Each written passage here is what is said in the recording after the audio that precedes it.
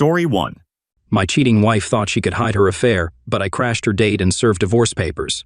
I think most guys find out if their wife is cheating by coming home unexpectedly, overhearing a conversation, or finding evidence. In my case, it was simpler. My wife emailed me. Though unintentional, I figured her email program suggested my name, and she clicked without checking, a common mistake, especially when in a hurry. I was surprised to get a note from my wife after 18 years of marriage titled about yesterday. Since yesterday was a regular Wednesday, I wondered why Anne emailed me about it. Reading the message, she expressed how wonderful yesterday was, and her anticipation for next week. She called herself your lady.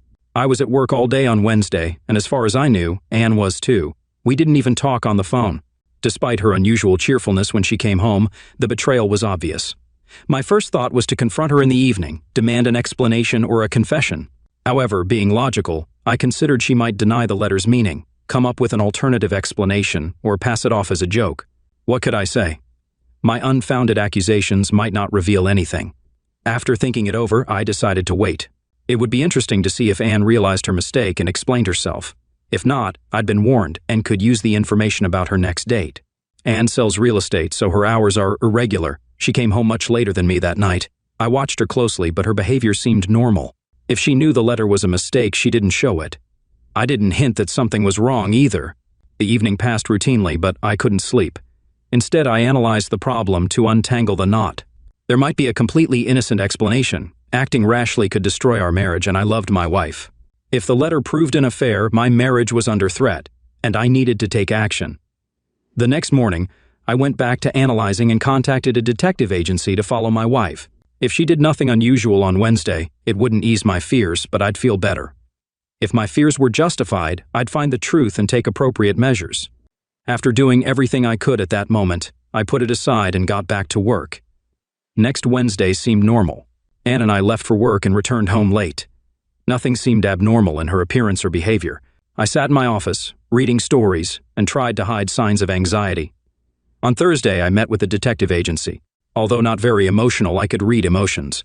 The detective confirmed my suspicions with photos of Anne at a motel near the airport, entering a room with a man and leaving hand in hand. The detective told me it's always unpleasant to confirm suspicions. I thought for a minute and asked for help again. If the motel is their regular meeting place, I wanted photos of what's happening in the room. The detective agreed, mentioning I'd need to pay the motel manager. I nodded, and the proof would be paid back. In my office, I couldn't concentrate on work. Now that doubts were removed, my ability to think seemed to disappear. I gave up working and focused on making plans. In addition to confirming my wife's infidelity, I understood why Anne accidentally sent the letter to me. I knew her lover, our neighbor Mark Bradshaw. My name, MC Bishop, must have been suggested by the email program. Knowing Mark and his wife were our friends made the situation more painful. I had to do something, but the question was, what exactly? For hours, I went through various options, from revenge fantasies to begging Anne not to leave. Questions about the affair tormented me, but I finally decided on a plan to achieve my goals. "I'm sorry," the detective said. "It's always unpleasant for us to confirm your suspicions. What do you want us to do now?" After thinking for a minute, I told him I needed their help again. It seems the motel is their regular meeting place. "If that's true, can you take photos of what's happening in the room?" The detective didn't hesitate. "We have a lot of experience getting such evidence. You might need to pay the motel manager for cooperation. If that's okay with you, we can guarantee results." I nodded. "I'll pay for the proof." I went back to my office, but surprisingly, I couldn't focus on work. With all doubts removed, my ability to think seemed to vanish. In the end, I gave up working and concentrated on making plans. Besides confirming my wife's infidelity, I understood why Anne accidentally sent the letter to me, not him. I knew her lover, our neighbor, Mark Bradshaw. Since my name is MC Bishop, the email program must have suggested my name after Anne typed the first two letters. It's careless not to double-check, I thought, but emotions distract lovers. Knowing Anne's lover increased my sense of betrayal. Mark and his wife Bobby were our friends. We often had lunch or went to the movies together, and I never noticed a spark between Anne and Mark. Was I blind, or were they good at deception? Anyway, I knew I had to do something. The question was what? For hours, I went through various options. At times, revenge fantasies flashed through my head, and I imagined begging Anne not to leave. Questions about why the affair began and how long it lasted tormented me. Anger and self-pity were intertwined. Finally, I decided I not only knew what I wanted, but had a good plan. My plan includes two separate actions happening simultaneously. I think of them as divide and conquer, separate two lovers, and win her heart again. The first part uses my knowledge to drive a wedge between them. The second is an all-out campaign to win back Anne's love by becoming the perfect husband. I'll show her the downside of her relationship with Mark and the benefits of resuming a relationship with me. I made notes listing actions, planning timing, and working out. Interdependent tendencies. An essential element is keeping them in the dark about my knowledge. It requires restraint, but I felt I could do it. I wouldn't start until I got another report from the detective agency, but I could take steps to prepare. I bought a recording system for our home phones and a voice-activated device hidden in Anne's car. Tapping our home phone closed that communication channel, although I couldn't tap her mobile. The car was likely where she'd call Mark. I wasn't worried about calls from work. She was unlikely to have a private conversation there. My next step was getting into Anne's email. Her home computer accessed her work email. She protected it with a password, but I knew where she kept passwords. It didn't take long to access it. I arranged for copies of all messages to be forwarded to me. Their affair seemed to be in the honeymoon stage, and my task was to end it as soon as possible. Now, I waited for the detective agency to prepare photos of their next meeting. Surprisingly, they presented video and audio along with the photos, an unpleasant surprise. Summoning my courage, I started observing their closeness. To my surprise, there was a display of tenderness and perhaps even love between them. The depth of their closeness was painful, making me question if my plan could really succeed. Regardless, with nothing to lose, I decided to press on. My wife, not very patient and averse to disappointments, was a key target. I hoped to exploit this weakness to disrupt her relationship with Mark. Simultaneously, knowing her romantic nature, I saw an opportunity for another part of my plan. Having copies of all her emails gave me a clear advantage in planning my intervention. Their next email exchange provided all the information I needed to initiate the first part of my plan. Mark, are we still on for Wednesday? Anne, absolutely. One time, one place. I can't wait. On the day of their next date, I drove to Anne's office, parking discreetly. As soon as she returned from lunch, I casually walked past her parking lot, ensuring no one was around, and then ducked next to her car. In a minute, I unscrewed the valve cover on the tire, releasing the air. Then I drove back home, pondering what she would do without transportation at work. Sure enough, 20 minutes before Anne was supposed to meet Mark at the motel, she called me asking for help. I assured her not to worry and mentioned that my workload was light that day, so I could fix her car. I explained that I just needed to finish one thing before heading over. I waited an additional 15 minutes before leaving, almost arriving at the scheduled time for Anne's meeting with Mark. When I got there, she was waiting by her car, expressing impatience. I apologized for the delay, explaining that the job took longer than expected. As Anne paced in despair, I changed her wheels slowly and methodically. I strategically parked my car behind hers, ensuring she couldn't leave until I finished. After putting on the spare tire, loading the flat one into the trunk, and washing my hands, over an hour had passed since she was supposed to meet Mark. I apologized again, hoping it wouldn't negatively impact her relationship with the client. She resignedly stated, "He just has to understand." During the tire change, I noticed Anne's cell phone ringing several times, but she avoided answering, likely to sidestep a conversation with Mark in my presence. My suspicions were confirmed when I returned to my office and saw an excited correspondence between them. Mark had been waiting at the motel for over an hour, expressing frustration about the flat tire. I thought, good, realizing I had disrupted their plans a bit. That evening after dinner, I took Anne to the sofa, placed her feet on my lap, and provided her with a foot massage. I explained that I understood she had a challenging day and wanted to do something nice for her. Initially questioning my motive, she soon relaxed as I continued to work on her legs, and a pleased expression appeared on her face. Throughout the week, I waited before taking the next step. On Monday, a sizable floral arrangement with a postcard was sent to her office, expressing appreciation for the best wife a man can have. Although she might have hidden any remorse well, she warmly thanked me upon returning home, sharing the positive impression it made on her colleagues. Curious about the gesture, she inquired about the occasion, noting that I had never done anything similar before. I responded by hugging her and expressing my desire to change that pattern. I explained that the idea came to me when considering what might happen if she had a flat tire on the highway. "I wanted you to know how dear your love is to me." She scrutinized me for a moment but then hugged me tightly, saying, "That's so sweet of you, darling. It really means a lot to me." I couldn't help but wonder if she felt guilty.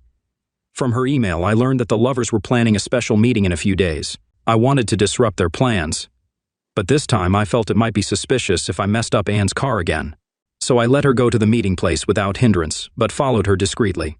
While she entered the room Mark had booked, I drove around to the back of the motel and entered through the side door. The motel was modest enough, and there were no security cameras to record me.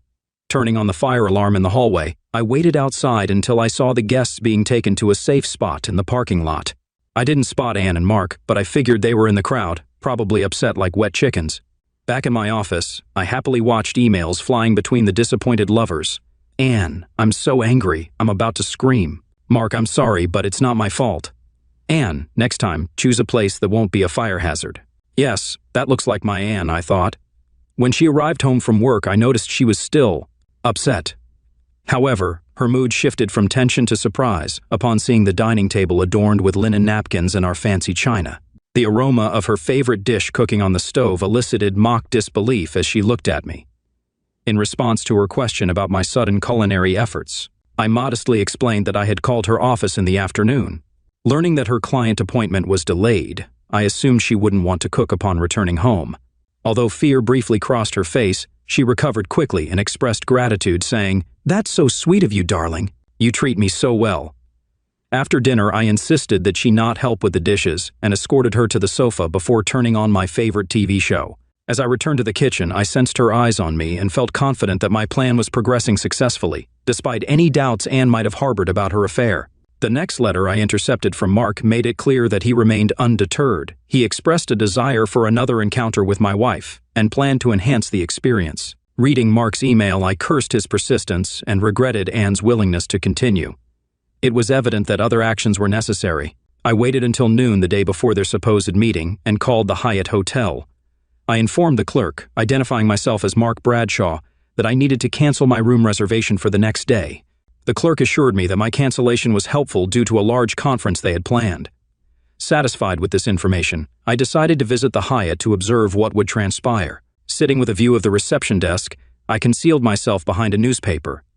A married couple arrived just in time, appearing affectionate and engaged in conversation. However, their mood shifted dramatically upon discovering they had no room. Mark expressed frustration, insisting that he had booked a room days ago. The clerk apologized, explaining that the order had been canceled.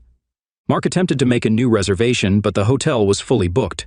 Anne, visibly upset, urged him to leave.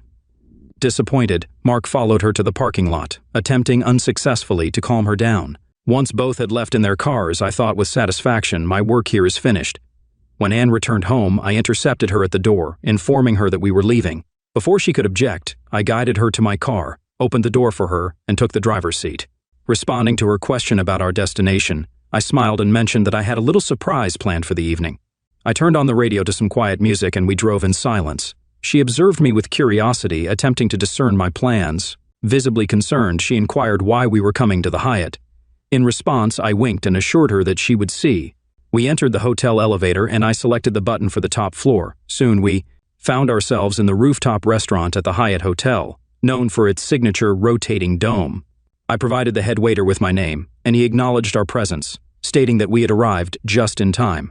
Following that, he led us to a table on the outer edge, offering a view of the city lights. Curious, Anne asked suspiciously why I had chosen this place. I explained that there was no specific reason, just that I thought it would be a great setting for my pretty wife. She tensely smiled at the compliment. Inquiring further, she asked how I managed to get us a table, mentioning the big convention in town. I casually explained that it was not a problem. I had called that day and booked a table. Although Anne didn't react, I knew my success contrasted sharply with Mark's failure. Continuing, I mentioned that I had booked a table as soon as I found out about their rendezvous plans and took the liberty of ordering. She expressed her gratitude, saying she didn't mind. Thankful for my concern, she relaxed. Her delight increased as the waiter brought a bucket of ice and a bottle of champagne. After a few toasts, she cheered up when the waiter brought oysters on half a shell. She was delighted. Internally, I acknowledged that I wasn't a big fan of oysters, but Anne loved them. As the main course, the waiter then brought a salad of salmon nikwas with black olive sauce, impressing Anne. With a smile, she remarked that she thought I was going to order something heavy like a big steak. I reassured her, saying that the salad was the perfect option, knowing she liked salads, and besides, we didn't want to eat too much. She looked at me questioningly, but I didn't provide any additional information. For dessert, the waiter brought 2 bowls of fresh raspberries with a spoonful of whipped cream and liqueur glasses filled with Grand Marnier. Anne thoroughly enjoyed it. Driving home, she unbuckled her seatbelt and snuggled up to me. The combination of drinks and oysters seemed to have the desired effect. Sensing she might be both upset and excited after the failures of her recent dates, I led her straight upstairs to our bedroom. I suggested she change into her nightgown while I took care of other things. As she turned to the closet, I quickly checked the guest bedroom to ensure everything was ready. Returning, I was pleased to see she chose a transparent black nightgown that concealed and revealed the curves of her body. Guiding her to the guest bedroom, where scented candles burned around the open bed, I explained that touch and smell would be the only senses she needed that day. Placing a sleep mask over her eyes, I led her to the bed and undressed her, laying her on fresh linen sheets. Waving a bottle of almond butter under her nose, I instructed her to smell it. I poured some oil into my hands to warm her up and began with a short foot massage. She moaned with pleasure, and I continued, gradually moving up to ensure she was completely relaxed. Focusing on her shoulders and arms, I turned her over and repeated the process on her back until she moaned again. Our shared pleasure reached its peak in a culminating moment before we collapsed. I removed the mask from her face, and it seemed she either fainted or fell asleep from exhaustion. Carrying her to our bedroom, I covered her with a sheet, and she quickly drifted off to sleep. After a brief sponge bath, I returned to bed, feeling satisfied with how the evening had unfolded. Anne and I typically followed different schedules, but she woke up early the next morning. Upon going downstairs, I found that she had already made coffee and breakfast. Her eyes sparkled as she expressed her gratitude for the special night. I responded, expressing my happiness that she enjoyed it and acknowledging that I would remember it for a long time. She gave me a smile, and I sensed that Anne and I were making real progress. Later that day, I intercepted an email confirming that Mark was still attempting to arrange a meeting with her. Mark apologized for the Hyatt Hotel incident, expressing confusion about losing his reservation. Anne replied, suggesting maybe it wasn't meant to be. Mark urged her not to give up and proposed spending Saturday together at their lake house since Bobby was leaving town. No booking issues, no fire alarms, just a hot time. He signed with love. Knowing I always played golf on Saturdays, Mark suggested leaving while I was away. Mark eagerly anticipated being with Anne again. It was clear to me that my plan had reached a critical point. I felt the strategy of divide and rule gaining strength. I needed to do something this weekend to avoid losing my progress. Their new plans posed a real problem. I couldn't cancel my golf game, and Anne could find an excuse to leave. Touching her car was out of the question. Suspicion could jeopardize everything. I needed a way to get Anne to change her plans at the last minute. Suddenly, a brilliant idea struck me. The perfect solution. With just one phone call, I stuck to my routine for the rest of the week. On Friday night, I slightly swapped Anne's mobile phone battery with a dead one. If she tried calling Mark this weekend, it'd be on her home phone, allowing me to listen in on the conversation. On weekends, Anne and I dress casually. However, when Anne came downstairs on Saturday morning in a beautiful skirt and blouse, I took notice. As my departure time for golf approached, Anne watched me with some apprehension, likely because I hadn't made a move to put on my usual golf pants and shirt. When 10 a.m. came and I showed no intention of leaving, it was clear she was preparing an excuse for why she needed to leave. Growing impatient, she turned to me, demanding to know if I was playing golf. Then the doorbell rang. Anne, puzzled, opened the door to find her sister Miriam, whom I had invited for the weekend. The women hugged excitedly. Anne, surprised but pleased, welcomed Miriam. Miriam explained that I had invited her at the beginning of the week since she had no plans. Anne and Miriam, though close, didn't see each other often due to the distance. Anne was delighted to have Miriam there. Turning to me, she realized why I hadn't played golf and appreciated the opportunity for her sister to visit. Inviting Miriam to breakfast, I suggested she might want to change into something more elegant than jeans, although she looked great as she was. Anne blushed but quickly recovered. I suggested helping Miriam carry her bag to the guest room while she changed, mentioning that I needed to make a quick call. Observing her walking down the corridor, I soon heard some muted curses. When she returned holding her unresponsive mobile, she expressed frustration about the dead battery. I sympathized, suggesting she could use the home phone, but she dismissed it, stating that the call wasn't important. She then inquired about where we should have breakfast. Over the weekend, I spent time bonding with the sisters, attempting to lift their spirits. As Miriam prepared to leave on Sunday afternoon, she hugged me, expressing gratitude. Intentionally, she commented to Anne, "You have a special husband." Anne seemed to wince slightly, but she smiled and hugged me, promising that she would. Despite my confidence that Anne had used the weekend to call Mark, I wasn't concerned if it was on our home phone, as I had it recorded. After Anne went to bed on Sunday night, I checked the recording and discovered that the call had taken place early Sunday morning. Anne told Mark about her unexpected sister's visit, explaining why she couldn't meet on Saturday. Their conversation intrigued me. Their disappointment seemed evident, and I felt I had dealt a serious blow to their relationship. Hopefully, this would be enough. Confirming my assessment, their emails on Monday showed, "Mark, are we still meeting this week?" "Anne, I don't think so, Mark. This is getting too troublesome and starting to annoy me. Besides, Mac has been really nice to me lately, and I feel pretty guilty about running to you behind his back. I think we need to get this over with." "Mark, don't say that, Anne. At least one more time." "Anne, no, I'm serious. It's over." "Mark, well, I can't say I'm not disappointed. You're still an attractive lady, but I know what you're talking about. Maybe it's for the best. I don't want to lose Bobby either, but I hope we can still be friends. And, of course, we will remain friends, just not friends with privileges." I achieved success by introducing enough issues into their relationship that it crumbled. Now I only needed to complete the second part of my plan. When Anne returned home that evening, she appeared downcast and preoccupied, occasionally showing signs of tears in her eyes. Not wanting to intrude but feeling the need to address her behavior, I asked with concern if everything was okay and if she was facing any work problems. She responded, "It's okay," avoiding eye contact, and mentioned that she guessed she was just in a bad mood. I nodded, giving her some space. Secretly, I felt triumphant, convinced that she was mourning the end of her relationship with Mark, even though she had chosen to end it. Sensing her sadness, I knew Anne invested emotions into relationships and struggled with the loss. While her mood seemed to settle, I couldn't help but think that Mark wouldn't likely share a similar reaction. Sarcastically, I thought, he's probably with Bobby right now. The following morning, Anne seemed in much better spirits. Throughout the day, I didn't come across any more messages between Mark and her, reinforcing my belief that neither had changed their minds. It fueled my growing sense of triumph. That evening after dinner, as Anne entered the study, I had an Edgar Allan Poe book in my lap. Once again, when she inquired about my reading choice and what it was about, I replied that it was one of my favorites, The Cask of Amontillado. Admitting that she didn't know that one, she snuggled up to me and interrupted my reading to express how wonderful a husband I was. She looked into my eyes and said seriously, "You've been so kind to me in the past few weeks, and I feel very fortunate to have you." Her expressions of gratitude made my heart soar, realizing that I had succeeded.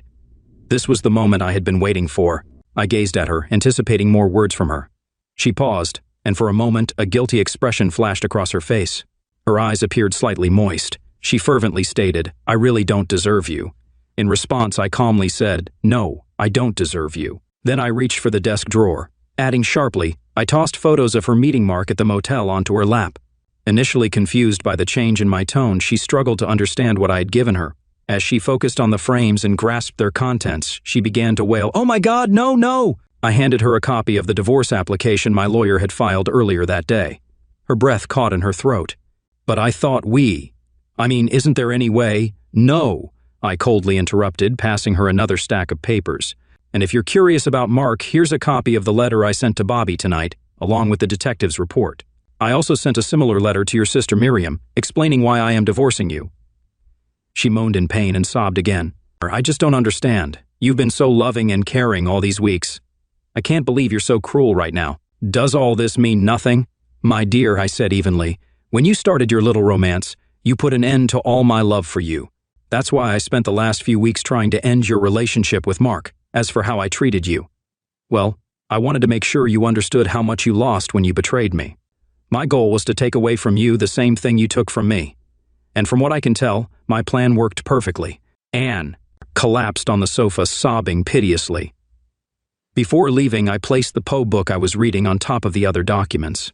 The text was still open on the Cask of Amontillado, and I used a marker to highlight the passage containing the Montresor family motto, "Nemo me impune licessit," no one dishonors me with impunity. Story 2. Husband got major revenge at a party when AP bragged about the affair with his wife. Mondays have never been my favorite day of the week. Today is shaping up to be one of the roughest ones yet.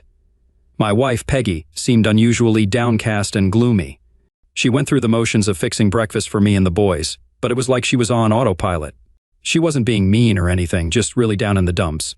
It didn't exactly set a cheerful tone for the morning. I couldn't figure out what was bothering her, and honestly, I didn't feel like probing. My sons, Robert, who's 16, and Dave, who's 18, headed off to school around the same time I left for work. For the past 15 years, I've been working at a freight company where I load and unload container ships. It's tough work, but the pay is good. I've always had a longing to go out to sea and explore different parts of the world. It's a passion that runs deep in me, and sometimes it gets me feeling down, knowing it may never happen. Family life has always been important to me, though. I'm content with my home life. I have 2 wonderful sons and a loving wife whom I cherish. But then there's Monday, my least favorite day of the week. The worst part about my job is dealing with certain coworkers, especially Colin Farrell, who's always causing trouble with his buddies Bob Timbers, Ray Collins, and Freddie Springer. We've known each other since high school, and I never really cared for them then, and I still don't now. Colin wasted no time trying to stir up trouble today, mentioning a party on Saturday night that I missed because I was helping my father move out of his house in Chester. My mom passed away 6 months ago, so my dad decided to downsize. I encouraged Peggy to go to the party without us, but when she got back, she just said it was okay. I shot Colin a glare and stayed silent. Sorry you couldn't join us, Grady, but thanks for sending your wife. She really livened up the party, he smirked. My fists clenched as I heard his group cackling like a bunch of hyenas, seemingly enjoying some private joke at my expense. As I began to walk away, Colin trailed behind, continuing his mocking. Your wife's turned into quite a looker since high school, Grady. You're a lucky man to have her waiting for you at home every night, he jeered. I knew it was going to be a rough day. My forehead veins bulged, and the muscles in my neck tightened. Throughout my life, I'd struggled to keep my temper in check, trying to avoid confrontation. I turned away again, but Colin wasn't done. He tossed something my way, red and soft, a pair of panties. Peggy left these behind on Saturday. She might need them to match that red bra she had on, he snickered, prompting laughter from the group. I stood there, refusing to pick up the red silk that had fallen to the ground. I realized I'd stopped breathing, feeling my stomach muscles tense up. I was a tightly wound spring of rage about to snap. I knew I could take on any one of them, but facing all of them at once seemed daunting. At that moment, I didn't care. I started moving toward them, ready to confront them, when a large hand grabbed my shoulder. Josh Hamilton, the foreman, met my gaze and wordlessly gestured toward the main office. I shot a fierce glare at the group, a hatred burning inside me, and followed Josh up the stairs. Suddenly, their laughter ceased, replaced by worried expressions. Inside Henry Clark's office, I took a seat opposite his secretary, Sally. Grady, would you like a cup of coffee? She offered. No thanks. I'm too upset to hold a cup right now, I replied. Through the glass partition, I could see Josh and Henry engaged in a serious discussion. Sally, were you at the party on Saturday night? I inquired. She simply nodded in affirmation. Can you tell me what happened? I'm completely clueless, and Peggy hasn't said a word, I pressed. Sally hesitated, reluctant to speak. Grady, I really shouldn't get involved. This is something you should discuss with your wife, she evaded. But Sally, you were there. You witnessed everything. Please, just give me a hint, I pleaded. Sally shuffled some papers on her desk, clearly trying to avoid the conversation. Please, Sally, I need to know, I insisted. Well, Peggy showed up at the party looking stunning, but after about an hour, Colin started pushing drinks on her, she finally revealed. She appeared to be enjoying herself. Colin would whisper to his buddies whenever he got more drinks, and they'd all burst into laughter. Eventually, Peggy and Colin disappeared into the back storeroom. About 30 minutes later, Bob, Ray, and Freddie followed them. We didn't see any of them for an hour, and then they all returned, laughing and joking. Peggy had a smile on her face, but she looked disheveled. Her hair was a mess, and her dress was wrinkled. About 10 minutes later, Peggy and Colin left together. Thanks, Sally. I didn't want to hear that, but it makes sense, I said. We sat in silence for another 10 minutes. Then Josh came out and gestured for me to come in. Grady, I'm not pleased with what happened this morning, he began. Colin, Ray, Bob, and Freddie each received a week off without pay. I'm giving you 2 weeks of vacation. I heard about what happened on Saturday, and I assume this is news to you. I can't risk anyone getting hurt. I don't blame you for any of this, but I expect you to sort things out before returning. I'll do whatever I can to support you through this. Now get out of here, he concluded. I nodded a thanks to Henry and Sally as I exited the office. Colin and his crew were nowhere to be seen as I headed to the parking area. I left the panties on the dock and decided not to go home. Instead, I drove north searching for a place where I could find solace. It gave me plenty of time to reflect on the past and the present. Peggy and I were classmates in high school. She was large, overweight, and messy, not exactly conventionally attractive. She lacked grooming skills and didn't know how to apply makeup. Her hair was always a mess, and she didn't fit in with any of the popular groups, making her somewhat of a social outcast. Ironically, that's what drew me to her. I was a big guy, towering at 6 feet 3 inches and weighing close to 300 lbs. I was also awkward, shy, and not particularly good-looking. Sports weren't my thing due to my clumsiness. Colin Farrell, on the other hand, was the opposite. He was handsome, charismatic, and athletic. There were rumors that girls wanted Colin to be their first experience. Despite not having a steady girlfriend, he always had a date. I couldn't stand him. He'd boast about his conquests, and the girls seemed impressed. Then there was Peggy. She'd hoped Colin would take her out, wanting to claim him as her first. However, Colin not only rejected her but publicly humiliated her by telling everyone about it, calling her derogatory names. The school found it amusing, but Peggy was devastated. I saw this as my opportunity to step in. Since I wasn't familiar with the dating game, I decided to just be friendly with Peggy. Before long, we grew close, and by the time high school ended, we were a couple. After school, I landed a job in construction. Within a year, I shed my excess weight and became muscular and fit. It felt great not to be a laughingstock anymore. Peggy and I tied the knot within a year. Our sons, Robert and Dave, came soon after, and Peggy started hitting the gym. Her transformation was incredible. She learned how to style her hair, put on makeup just right, and dress to impress. She looked amazing, and I was proud to call her my wife. I loved her before her makeover, and now she was like a princess. When I got the job at the loading dock, our lives took a turn for the better. Until today. As I drove down the A1 highway, I knew exactly where I was headed. It was just a matter of time. I couldn't help but think about our two sons. They came from sturdy stock and showed it. We made sure they stayed active to avoid turning into couch potatoes like we once were. Dave was a bit taller and leaner, while Robert had big hands and muscular arms. Both were in good shape and capable of looking after themselves. We taught them the importance of self-control and not being bullies. Both of them shared the same dream of sailing the seas. I suppose it ran in the family. I made a promise to support them in whatever they wanted to pursue. Peggy was a fantastic mother and a wonderful wife. She managed the household well and avoided spending money on unnecessary things. Our intimate life was satisfying, or so I thought. We enjoyed ourselves during our intimate moments, and I was content with that aspect of our relationship. I found myself driving on the M6, still covering the miles. The shadows were growing longer, and I hoped to reach my destination before nightfall. It was a 7-hour journey to Port Patrick, but it was the only place I wanted to be at that moment. I kept an eye out for the A75 and finally spotted it as the sun dipped below the horizon. There were plenty of parking spots available this time of year near the Duke's Inn. I handed my keys to the bartender and requested a room for the week.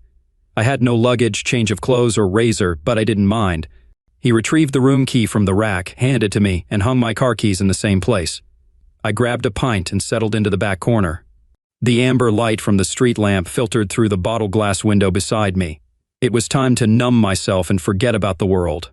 I would often wake up in my room late in the morning with only vague memories of how I got there.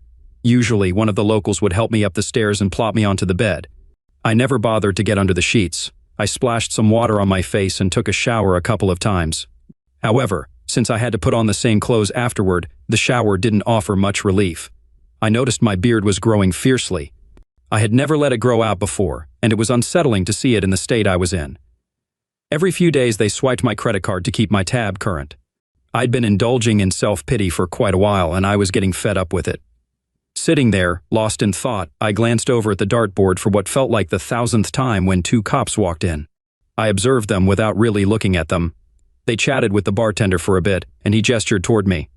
He also pointed to where my keys hung on the wall behind him. I figured they were looking for me. I was impressed by my own deduction. They didn't bother trying to engage me in conversation. Instead, they just kept refilling my coffee for the next couple of hours. Grady Baxter, can we have a word with you? Did I do something wrong? I asked. We just need to talk. Are you up for it? Shall we step outside? The sun was shining, but everything was damp. The cobblestones on the street and the floor of the pub were slippery, so I took my time walking across to the sea wall. The whole street was on a slope, and I still felt a bit unsteady. The fresh air felt wonderful as I breathed it in. I didn't smoke, but the air inside was so heavy it felt like I did. I leaned over the granite seawall and vomited. It was mostly liquid since I hadn't eaten much solid food in the last few days. My head started to clear, and so did my vision. My 2 companions waited patiently as I composed myself. I started to feel guilty for causing them so much trouble. The bench I sat on was wet, but I didn't mind. So what can I do for you, gentlemen? I asked. Firstly, we've been trying to locate you since you've been missing for 10 days. Secondly, we've been trying to track down Colin Farrell, and we were hoping you could assist us, they explained. Well, you found me, so that part is resolved. As for Colin Farrell, I haven't seen him since the day I arrived here. The bartender probably already told you that I haven't budged since I checked in. I don't know where Colin is, but I'll probably go looking for him when I get back home." I talked to them for another hour. They didn't have anything to charge me with, and once they found me safe, they seemed more interested in talking about Colin. They tracked me down through the credit card charges. I'll remember not to make that mistake again if it ever comes up. I went downhill and bought some fresh clothes and a toothbrush. I decided to keep the beard for a while, even though it looked terrible. After a final shower, I settled my bill and headed home. I stopped about 4 times on the way. I grabbed a bite to eat twice, but mostly I was just trying to delay getting home. Home. There was nothing pleasant or enjoyable waiting for me there, but I did want to see my boys. She was sitting on the couch, only one light was on in the living room. She watched me, her hands in her lap, afraid to move. It seemed like she'd been crying, but it was hard to tell in the dim light. I wanted a beer, but the thought of it made me a little queasy, so I grabbed a soda instead. I settled into the recliner across from her, waiting for her to speak up. "The boys are spending the night at their friend's place. I suggested it so we could have some time alone to chat. Why didn't you tell me before I found out?" "I don't know. I guess I was scared." "Scared of what?" "I wasn't sure how you'd react or what you'd do. I did something foolish, and it didn't turn out well." "Didn't turn out well? What do you mean? You won't get mad, will you, Grady?" "I'm not sure. It's probably best if you tell the truth, but let's see." "Grady, remember what Colin did to me in high school?" "Yeah. I've wanted to get back at him for that since it happened. Saturday night at the party, I thought it was the right moment, so I set a trap for him." "That's not what I heard." "Hear me out, Grady. Like I said, it didn't go as planned. I dressed up nicely and Colin started flirting with me. I let him think he was getting somewhere, and he suggested we go to the storeroom. We kissed a bit because I had to play along to set him up. After a while, he was touching my chest over my bra, so I slipped off my panties and teased him with them to make sure he was aroused." "Why did you do that? What were you thinking?" "I wanted to get back at him. I wanted him to pay for embarrassing me. Anyway, I noticed he was excited, so I told him to take off his pants so we could have some fun. He did, and then I did something girls are never supposed to do." "All right. What on earth did you do?" I pointed at his stiff member and burst into laughter. I told him it was a sorry excuse for manhood, and that I wouldn't let anyone with such a tiny thing like that touch me. As I mocked him about his size, it started to shrink until it was completely limp. It was a mean thing to do, but it felt right in that moment. "Keep going." I composed myself and headed for the door to leave. Bob, Ray, and Freddie were waiting outside. Apparently, Colin had told them they could have a turn after him, and they were patiently waiting. I walked past them and went to the restroom laughing. When I returned to the party, they were all standing around with smug grins on their faces. Apparently, they had spread the rumor to everyone at the party that they had been with me in the storeroom. They claimed it was payback for me humiliating Colin. I was upset and left. "I heard you left with Colin." "That's not true. I left alone and drove straight home." "You left your underwear there for Colin?" "No, I just forgot them when I left." "Why didn't you tell me?" "After they twisted everything, I got scared. I didn't know how to explain it to you. So you let me find out on my own in front of all my CO workers?" I felt like a fool, like I was being cheated on. They teased me about what happened, and I couldn't even respond because I didn't know the truth. I had to learn from a secretary, and her version doesn't match yours exactly. She wasn't there. I was. What I told you is what happened. Darn it, Grady, I'm your wife. You were supposed to defend me and stand by me. Peggy started crying and went into the kitchen. I sat there with my soda, watching as she leaned on the Formica table and softly sobbed. I loved her more than anything. She was the only girl I ever cared about. She was giving me a bunch of lies and turning on the waterworks. Peggy had a plan to save our marriage. Sally had no reason to lie to me. I felt the urge to start questioning the whole idea of marriage. Sally had no reason to lie to me. I felt like I wanted to grill Peggy on every inconsistency in her story, but I chose not to. I couldn't change what had happened, and pushing Peggy to confess something she didn't want to wouldn't help. I did want to know the truth, but I wasn't going to get it from her. I decided to leave things as they were and let her relax. I took another shower and got into bed with my wife. She rested her head on my shoulder, whispered that she loved me, and we both drifted off to sleep. I still had a few days off before going back to work. The boys were happy to see me but kept their distance a bit. I suggested a trip to London, which they quickly agreed to. Peggy seemed pleased that the men in her family were bonding. During the drive to London, I learned that the boys had both been suspended for fighting, something we strongly disapproved of in our family. They reluctantly explained that they were getting teased about their mother's antics at the party and decided to put a stop to it. Some boys with big mouths ended up with bloody noses and black eyes. They kept the suspension from their mother but asked me about what happened at the party. I postponed the conversation. We went to the Maritime and Coast Guard Agency and I requested 3 applications. The boys were thrilled. It took an hour to complete all the paperwork. I had all the necessary documents like birth records and passports. After each of us had a brief interview, they handed us medical forms to be filled out by a doctor. We went to Wagamama for dinner and then headed home. We agreed not to say anything to their mother or friends. The physical exams were done the next day, and now all we had to do was wait. I always loved Peggy. She was the only girl I ever loved, kissed, or had closeness with. It was hard for me to believe she could do something so low. I found her actions disgraceful and unforgivable. I was still open to giving her a chance if she could somehow prove her story, but the chances seemed slim. By the end of the week, she made things worse. Peggy had been very attentive, careful not to mention anything about the party or my trip to Port Patrick. She was trying hard to get our life back on track. The next morning at breakfast, she dropped a bombshell. "Grady, I've been thinking. I want to have another baby." Now let's put this in context. Peggy had been on birth control pills for years after the boys were born. About 3 years ago, she stopped taking them due to side effects. I won't go into details, but she had health issues related to the pills. We weren't using any other form of birth control. Shortly after, I visited the doctor for a shoulder issue. During the appointment, I asked about getting a vasectomy, and in just 20 minutes, I was sterile. I didn't tell Peggy about it. I didn't see a reason to.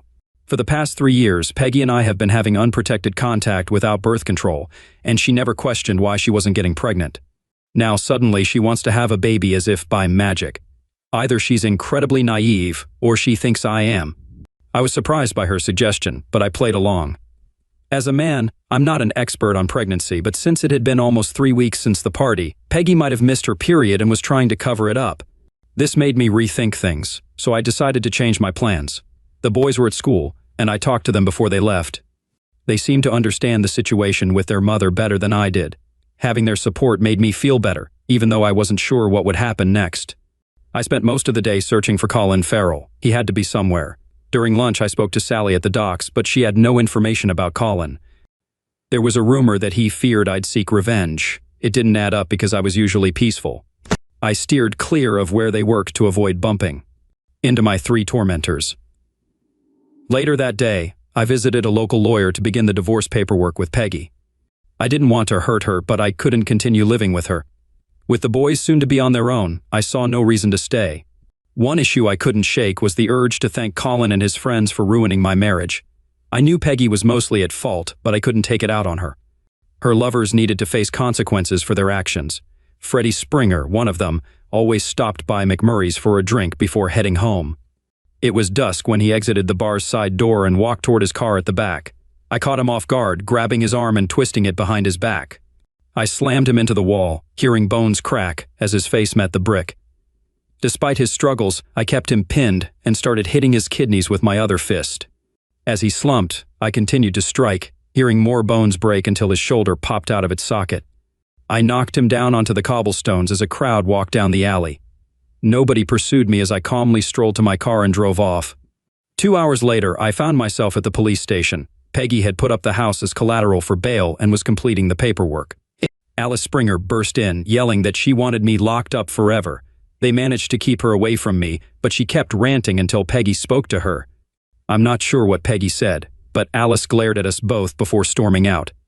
Robert and Dave had my car and drove me home while Peggy followed behind. The boys looked proud of me, but I made sure not to encourage them.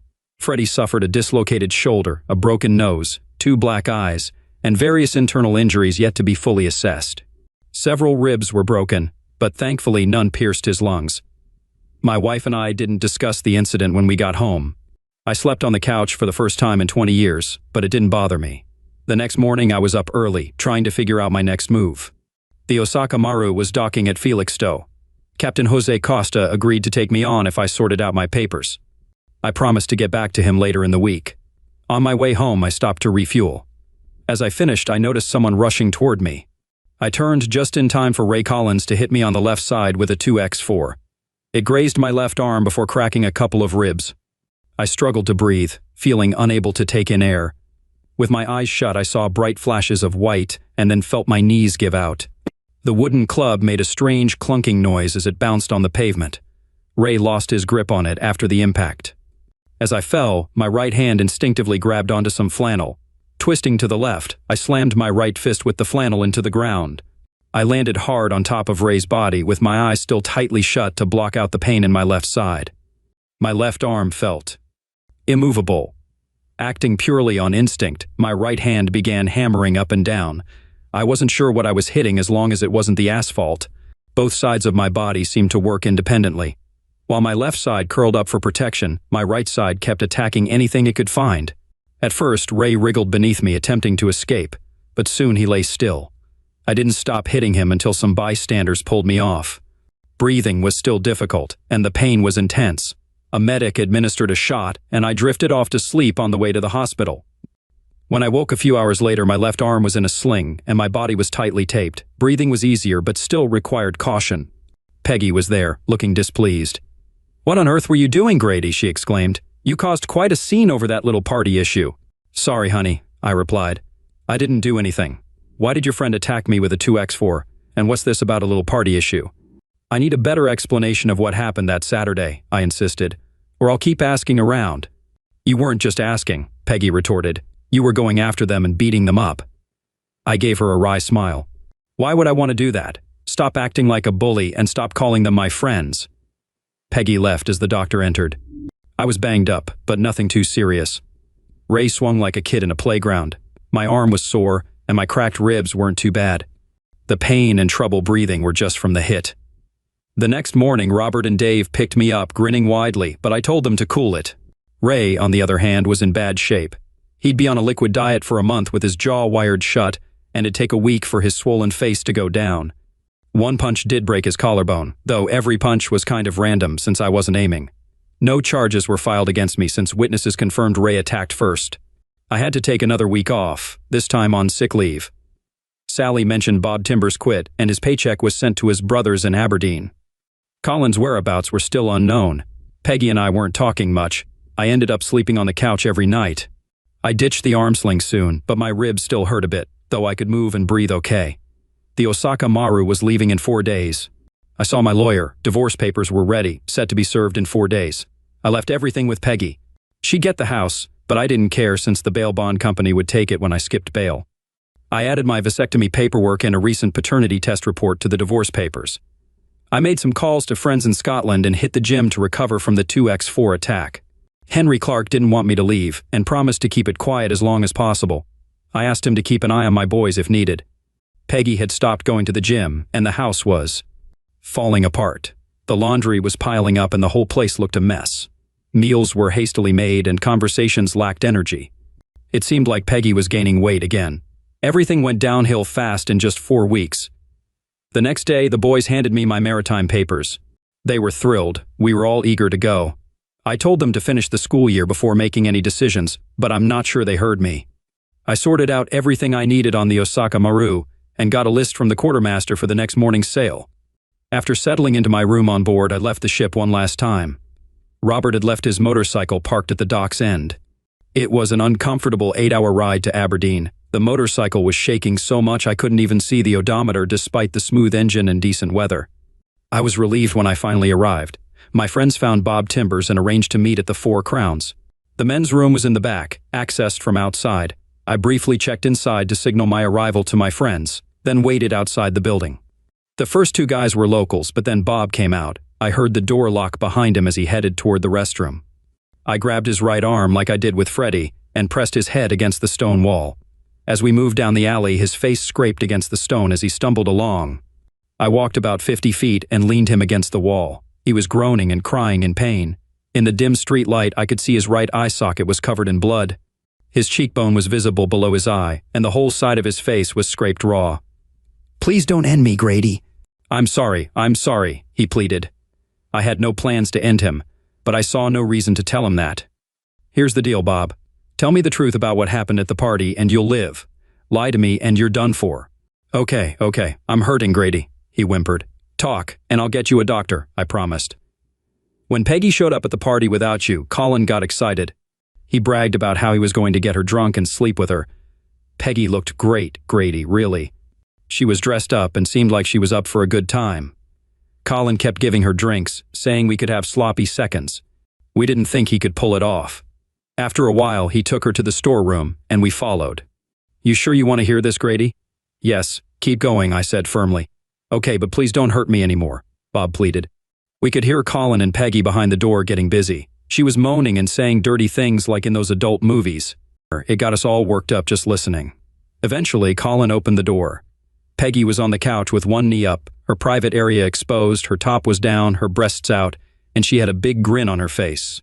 We each took turns with her, and she even gave, well, you know, we never harmed her, Grady. We never made her do anything she didn't want to do.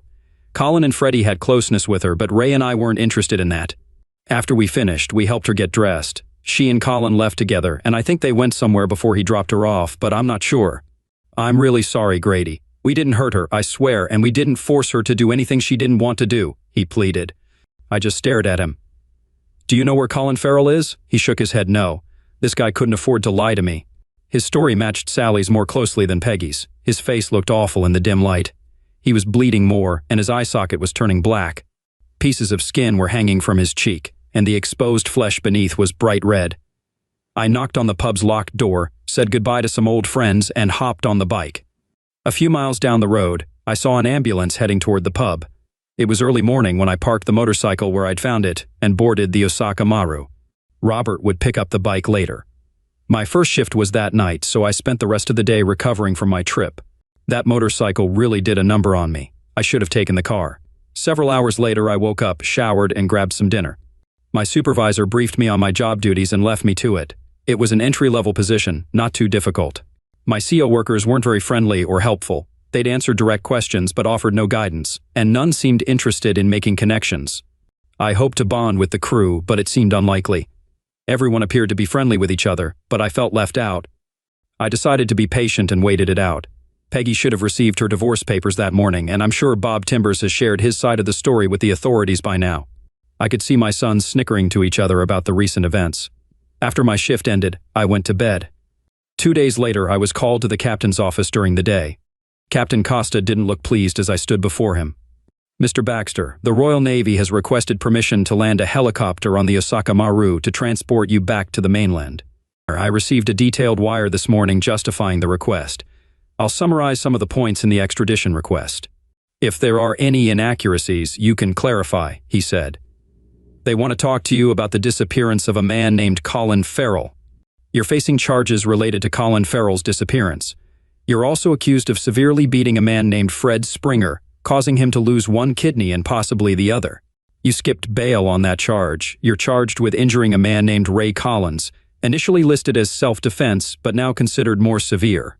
Lastly, on the night you boarded the ship, you allegedly beat a man named Bob Timbers in Aberdeen so badly that he lost his transportation. I don't know how you could have been in Aberdeen at the same time, and I don't want to know. It's stated here that all these incidents were carried out with your bare hands as retribution for a personal offense. Mr. Baxter, do you have any comments? Sir, I apologize for any trouble I may have caused. Specifically regarding the charges, I just wish I could have found Colin Farrell. He would have been in the hospital like the other three.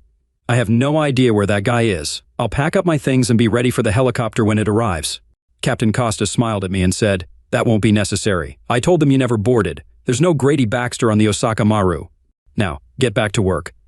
I returned to the crew quarters, showered, and prepared for my shift.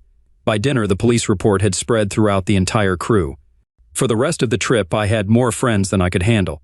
I didn't hear from anyone back home until about a month later. My lawyer sent me a wire informing me that the divorce was finalized, so I was officially a free man. Peggy received the same news, however. She lost the house to the bail bond company when I left the country. Colin Farrell ended up in the hospital with serious injuries, and the police were looking for Robert and Dave regarding the incident. My sons discovered Colin with Peggy in our bedroom before the house was reclaimed. Peggy was now living in Ohio with her sister, expecting a child, and facing weight issues again. I still had pending charges, and my lawyer advised against returning. He had no information on the whereabouts of my sons. The news left me with mixed feelings. The next morning at breakfast, the captain approached our table and said, I just wanted to let you know that Robert and Dave Baxter aren't aboard the Tanaka Maru headed for Cape Town. We both smiled. I always dreamed of a life at sea. Story 3. Tom worked diligently on fresh test data, a monotonous and lengthy task that was crucial to his team's recent efforts on the test car. Despite his lack of enthusiasm, he diligently organized the information for analysis. His phone chimed with a text alert. Glancing at the screen, he momentarily ignored the sender's identity. Only after a lull in his data work did he glance up from his monitor, retrieving his phone to inspect the message. It hailed from an unregistered number, though local in area code, unfamiliar to him. Initially deeming it potential spam, he reconsidered, opting to open it in case it originated from a team member whose contact he hadn't yet saved. Clicking on the message revealed an unexpected sight, a carnally explicit photo. Bewildered, he read the accompanying message. "Pay close attention. You still have time at Bradley's 18. Ouch!" He reviewed the message once more. Pausing for a moment, he then let out a slight chuckle.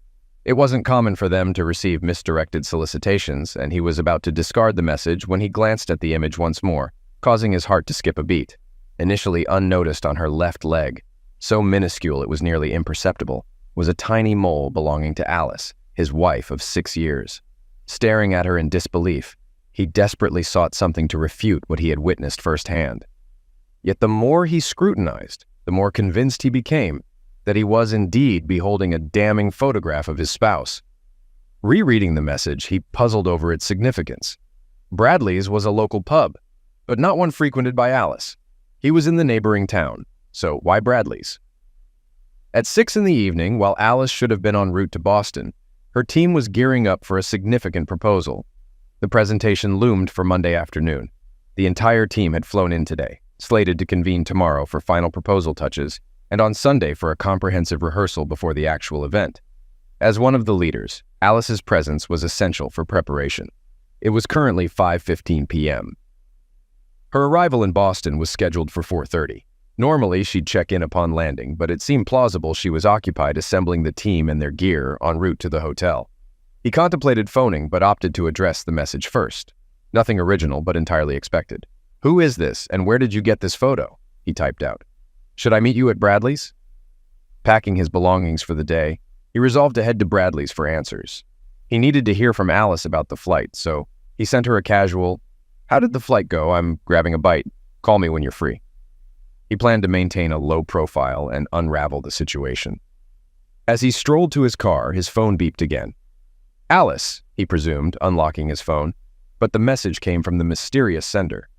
"I'll be there, but I'm sure you'll find someone more interesting than me." His head reeled. Quickly, he launched the Maps app on his phone and hastened to his car. It took him 30 minutes to reach Bradley's, and it was now 5:40 p.m. He would arrive shortly after 6 o'clock. Unaware of the urgency, he planned to head straight there, hoping to make it in time for whoever the sender of the message thought would interest him. En route, his phone rang again. This time it was Alice, mentioning the hectic time with her team. "I'll call you later before bed. Love you." He didn't think much of it. Their conversation could wait. His focus was on the meeting at Bradley's and how the sender obtained such personal information about his wife. His heart raced as he pulled into the parking lot at 6:12 p.m. The sender hadn't hinted at whom he was seeking, so he assumed whoever wanted to meet him knew him and would reach out. However, it was the suggestion of someone more captivating being present that troubled him the most. The message's sender possessed knowledge he lacked, leaving him feeling like he was being manipulated, yet he couldn't think of another way to unravel the mystery. Inside, he was in turmoil over the photograph. He had complete trust in her, and their bed life seemed satisfying, or so he believed. However, there was only one means for someone to acquire his wife's photo, and he was about to discover it in roughly 5 minutes. The prospect of this revelation filled him with dread. Stepping into the dimly lit pub, he scanned the unfamiliar surroundings, uncertain of its layout. Ahead lay a spacious dining area, while to the left stood a bar. Choosing a seat at the bar's end, he signaled the bartender, who had just finished serving a well-dressed patron, to take his order. He requested a draft and turned his gaze toward the dining room. A man, having placed his order, traversed the floor, heading toward a table occupied by cheerful individuals. And then he spotted what the message had hinted at. Alice sat at the table, graciously accepting a drink from a sharply dressed man, exuding charm in her little black dress and pearls. Meanwhile, he operated on autopilot. Approaching the table, he closed the distance to Alice, who, upon spotting him, transformed her open smile into a startled expression. Undeterred, Tom continued his stride, seizing the well-dressed man's hair with his left hand. Yanking it back forcefully, the man dropped his drinks and stumbled backward, crying out in pain as Tom pulled him past. Releasing his grip, Tom poised for a right punch, only to realize the man had retreated too swiftly, falling onto his rear before Tom could engage. "Don't bother getting up, Pete," Tom cautioned. Pete, now disheveled and drenched in spilled drinks, nodded silently, making no attempt to move or speak. Returning his gaze to Alice, Tom observed the table's solemn silence. Recognizing familiar faces, members of Alice's team who often gathered at their home, he pondered the peculiar loyalty to the team amidst betrayal, except for one individual. Someone present knew the truth and chose to divulge it. Briefly considering uncovering the informant's identity, he swiftly dismissed the idea as unworthy of pursuit. "I'm heading home. If there's any hope of salvaging our marriage, you'll come home now," she declared. Agreeing, she began to rise, but he motioned for her to pause. "Give me a moment to depart," he requested.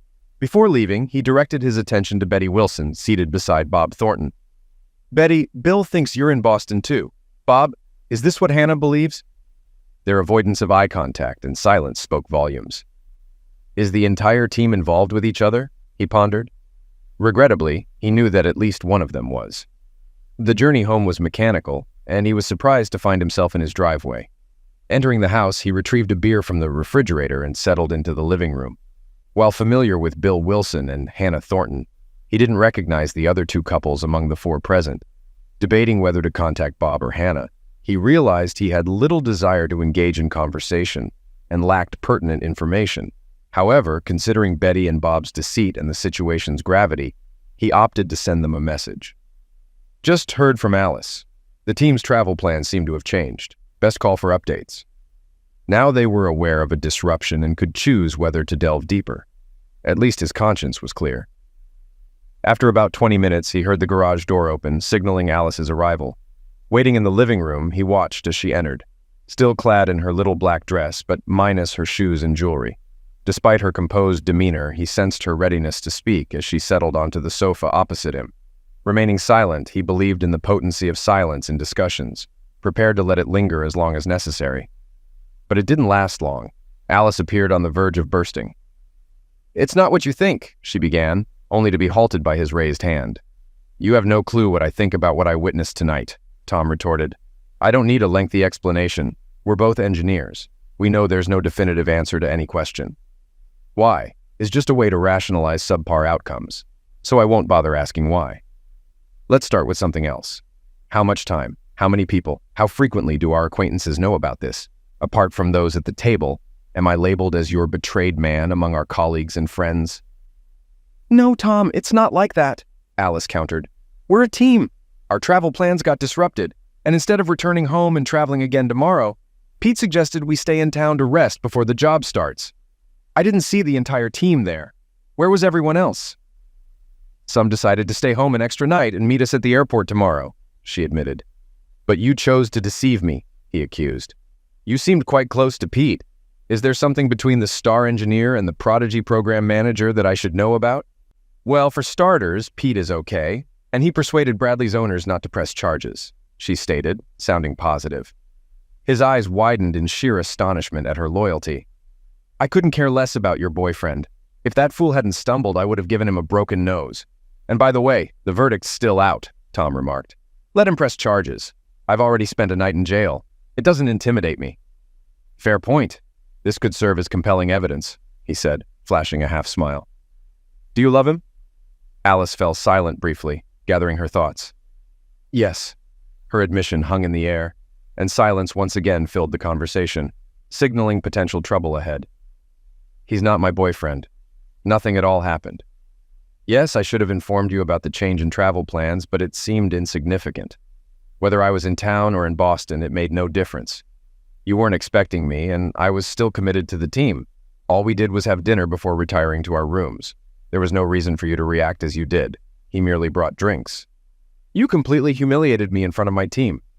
Now in full defensive mode, she attempted to maintain composure and feign indifference. He retrieved his phone, brought up a message, and slid it across the coffee table to her. Judging by her expression, he knew she recalled the photo and the circumstances, realizing denial was futile. Without further delay, she began again. He picked up his phone, activated the voice recording app, and placed the phone in his shirt pocket.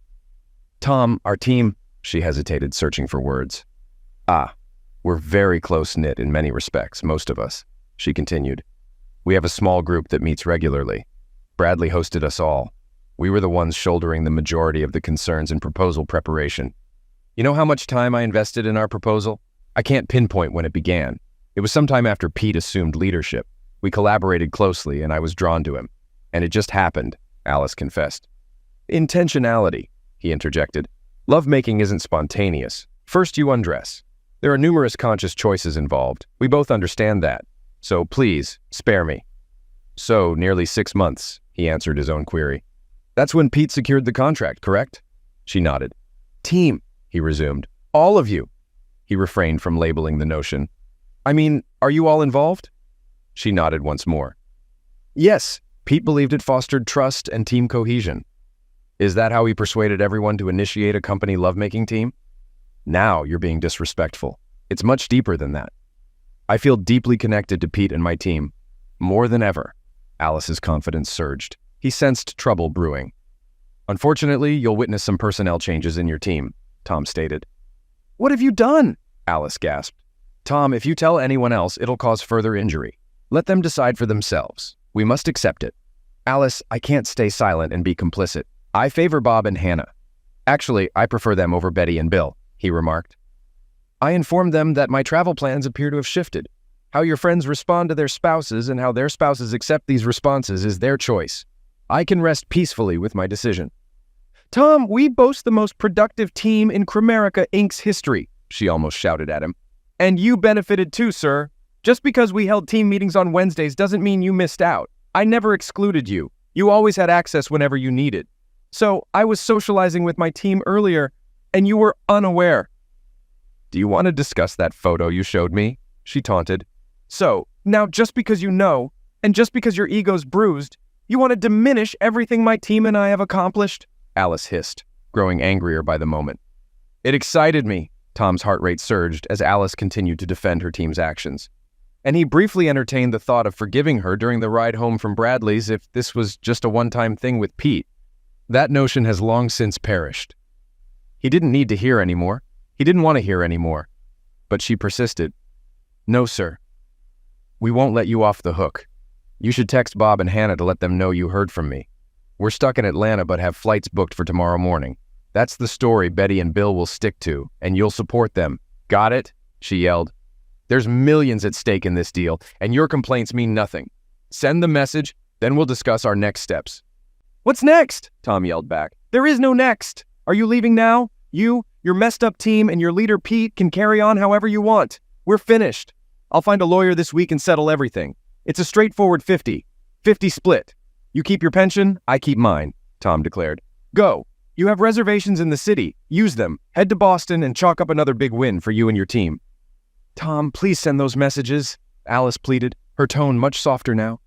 If we lose Betty or Bill before the presentation, the company could lose millions, both for you and me. We could miss out on tens, maybe hundreds of thousands in commissions and bonuses. Just think of the possibilities with that money. Just us.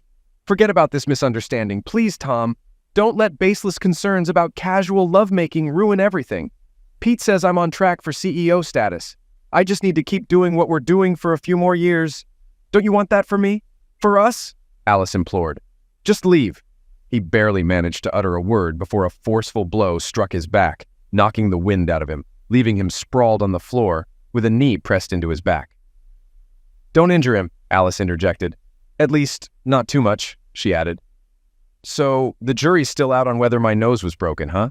Pete remarked, leaning in beside me as I lay pinned. Tom suspected there must be a transmitter. Now I know whose side she's on. Let's see whose nose ends up broken. Pete grinned. Grab his damn phone and send these damn texts for him. We don't have time for this nonsense, someone instructed, hoisting him from the floor. Only one person. Tom feigned offense, causing the person behind him to exert considerable effort to lift him, providing valuable insight. His adversary was a weak office type, wheezing from the exertion of lifting Tom to his feet. After being used as a punching bag, Tom caught his breath and returned to the fray. Unlike Pete and his team of polished salesmen, Tom's team operated in the field with the 160th SOAR Detachment from Fort Campbell, California. Though they weren't on the same level, after working alongside the crews on test missions, they were invited to support the Pillsbury trials, under the tutelage of seasoned veterans who piloted aircrafts modified by Tom's team specifically for their needs.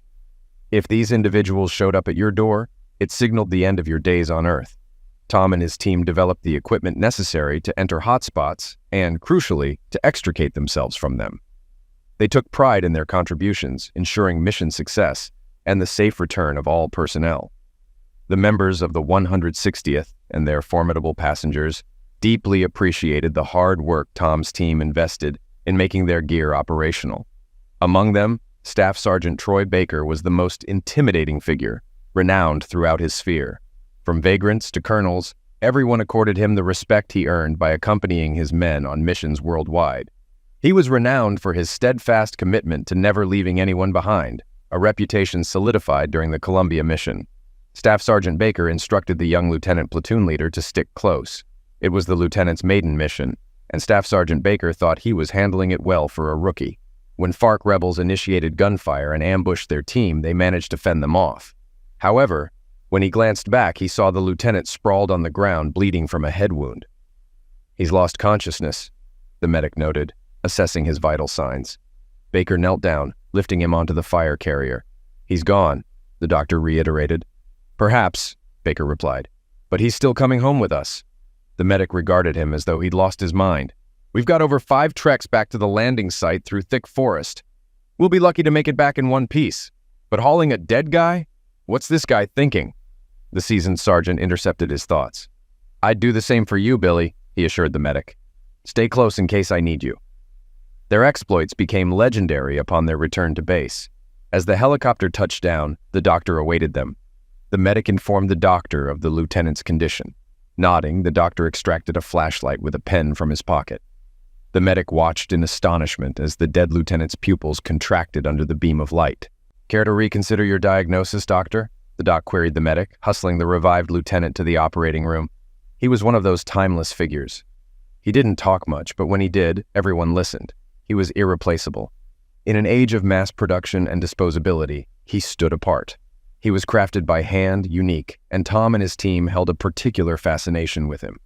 During the prolonged downtime between missions, the staff sergeant expressed his gratitude by imparting basic yet effective hand-to-hand combat techniques to Tom and the team. He advised the engineers to be prepared for unexpected situations. "I understand the biggest challenge you'll likely encounter is a jammed copier or a painful paper cut. But if you continue in this field, you might find yourself in interesting places. So if you ever happen to encounter the local inhabitants, you'll have some useful knowledge," Staff Sergeant Baker shared with the group. "Let's hope that a paper cut remains the worst obstacle you'll ever face."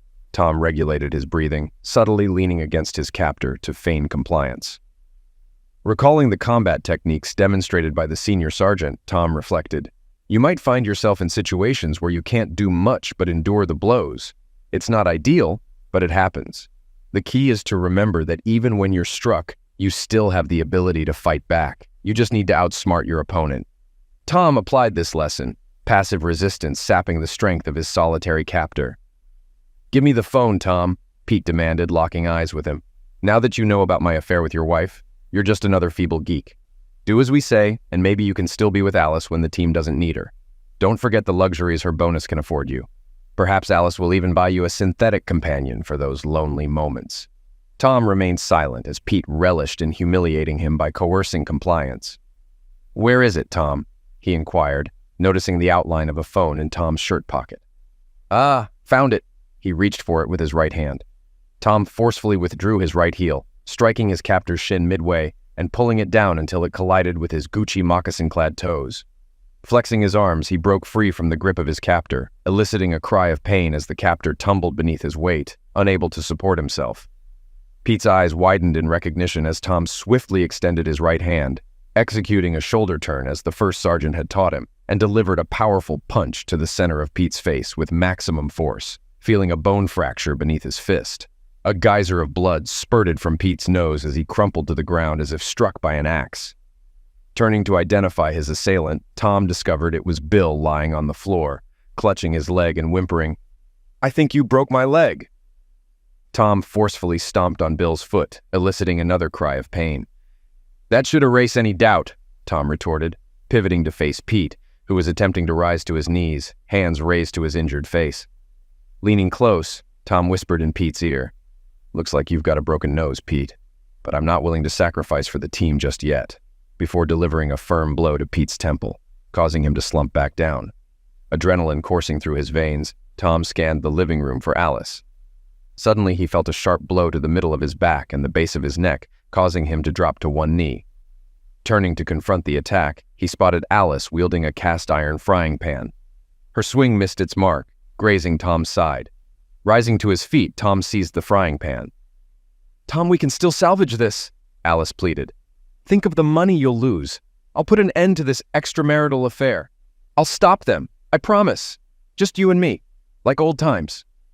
Rubbing the back of his head with his left hand, he gazed at her, astonished by how swiftly she was metamorphosing from one version of Alice to another. For a moment, he likened her transformation to the alien creature in John Carpenter's The Thing, adapting to each new situation. He chuckled at the analogy.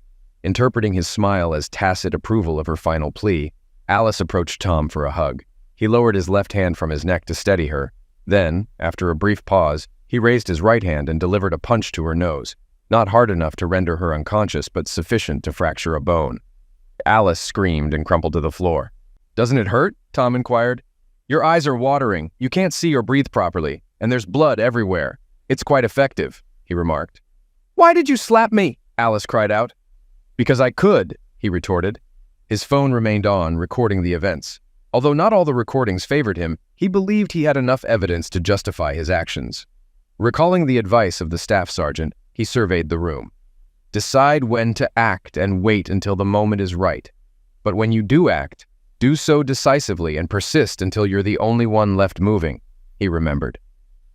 Except for Bill whimpering in the corner and Alice attempting to staunch the flow of blood from her nose, he was the only one in motion. "You've saved another ace," he thought. "Doesn't quite fit your profile, lover boy, and Mr. Bill will be fit for duty by Monday. Such rotten luck, missing out on those millions and hefty bonuses," Tom mused aloud. "I wonder what Art will have to say about all this," he pondered. Contemplating calling emergency, he hesitated, realizing that involving the police would preclude his opportunity to interrogate Alice. He approached her, where she sat with a dish towel pressed to her face. Kneeling beside her, Tom demonstrated how to pinch the bridge of her nose with her thumb and index finger. The rush of adrenaline waned, leaving him drained, and he slumped heavily into the chair across from Alice. Where did my wife go? The Alice he encountered daily seemed vastly different from the woman sitting before him, prompting him to ponder how thoroughly she had deceived him. Was it worth it? He inquired. Alice glanced at him and shook her head. "It could have been," she replied. "If only you'd agree. We were on the verge. After Monday, I'd be on my way to the executive suite. This setback will delay everything. I can rectify it, but it's a setback." "So, becoming vice president was your ultimate dream?" Tom queried. "What about us? Deception, lies. Will this persist?" "Tom, you're so naive. Pete saw this. He warned me that your rigid ethics and Boy Scout mentality would hinder my progress if I allowed them to. He urged me to break free from your influence and forge my own path to success." "Did he advise you before or after he took advantage of you?" Tom retorted. "You don't know the half of it," she spat.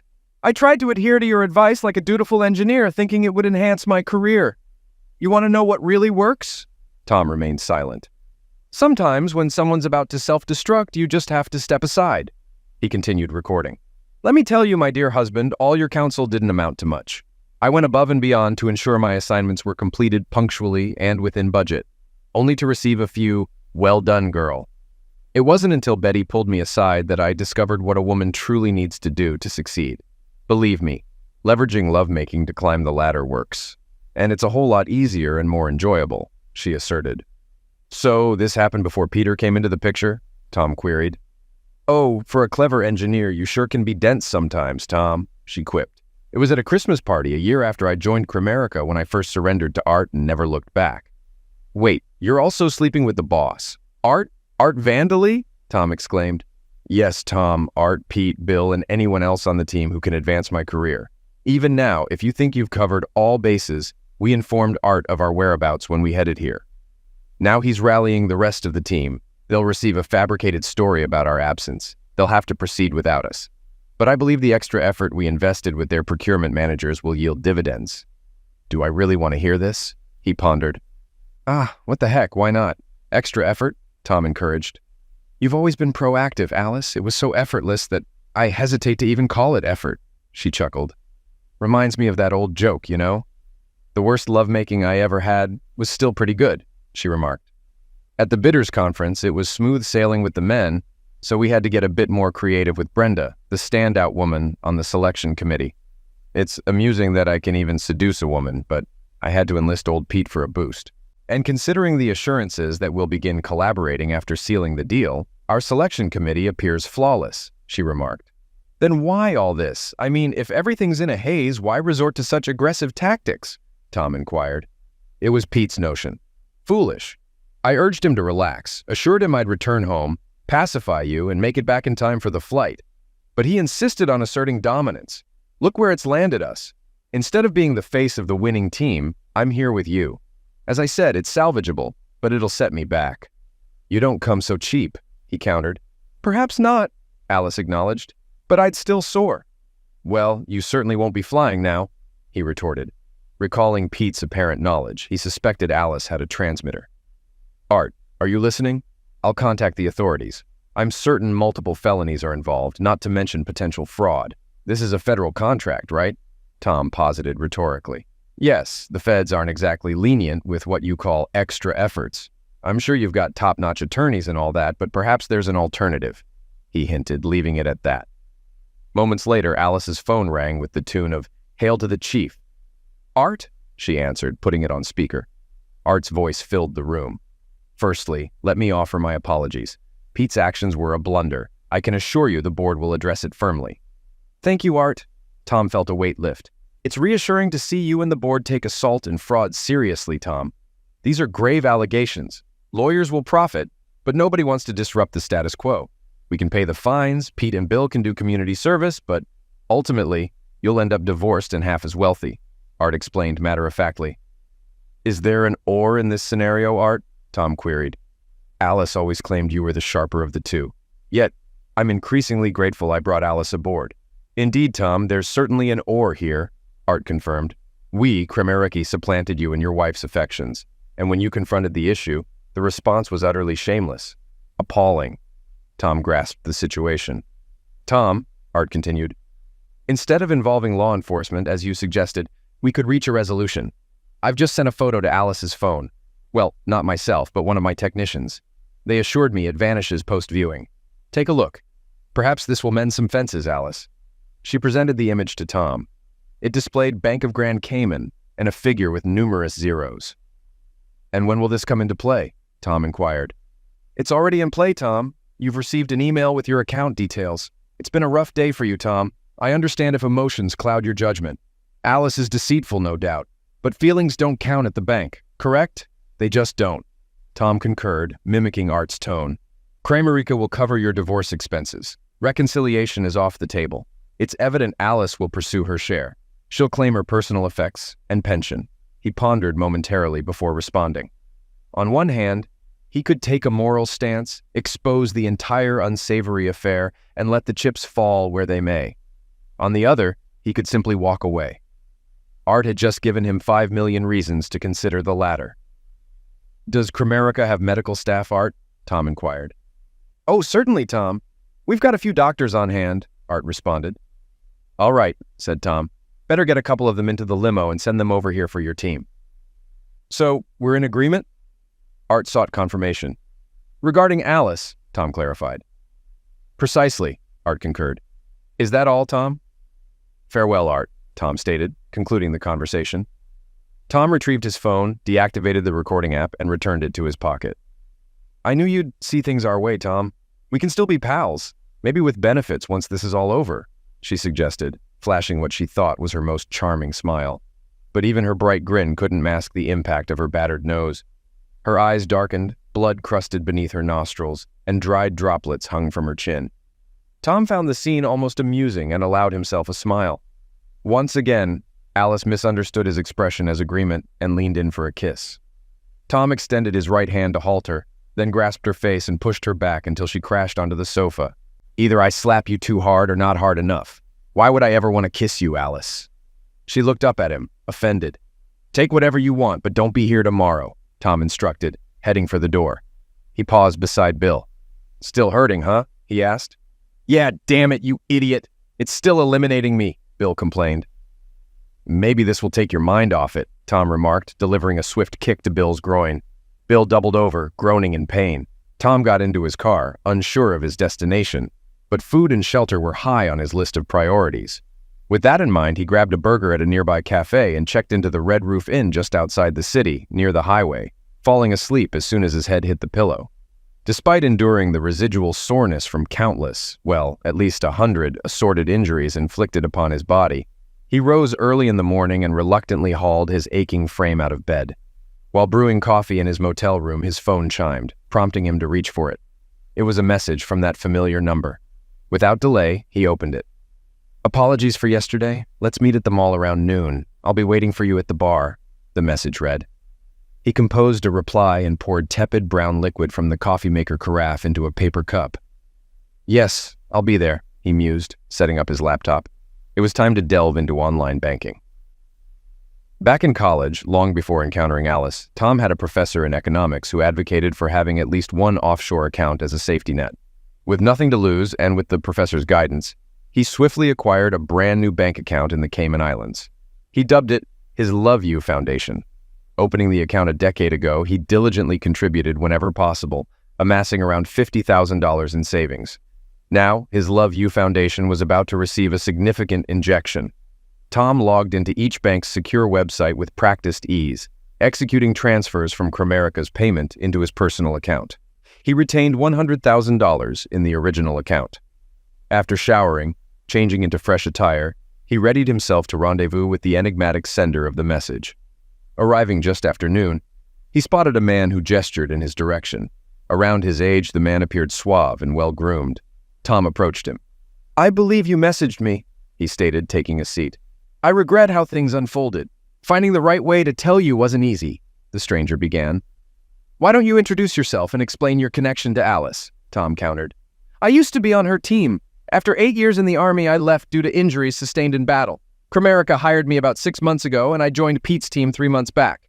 Mentioned working for Alice to a friend, and when he asked for her full name, we discovered a mutual friend. He asked me to watch out for Alice as a favor.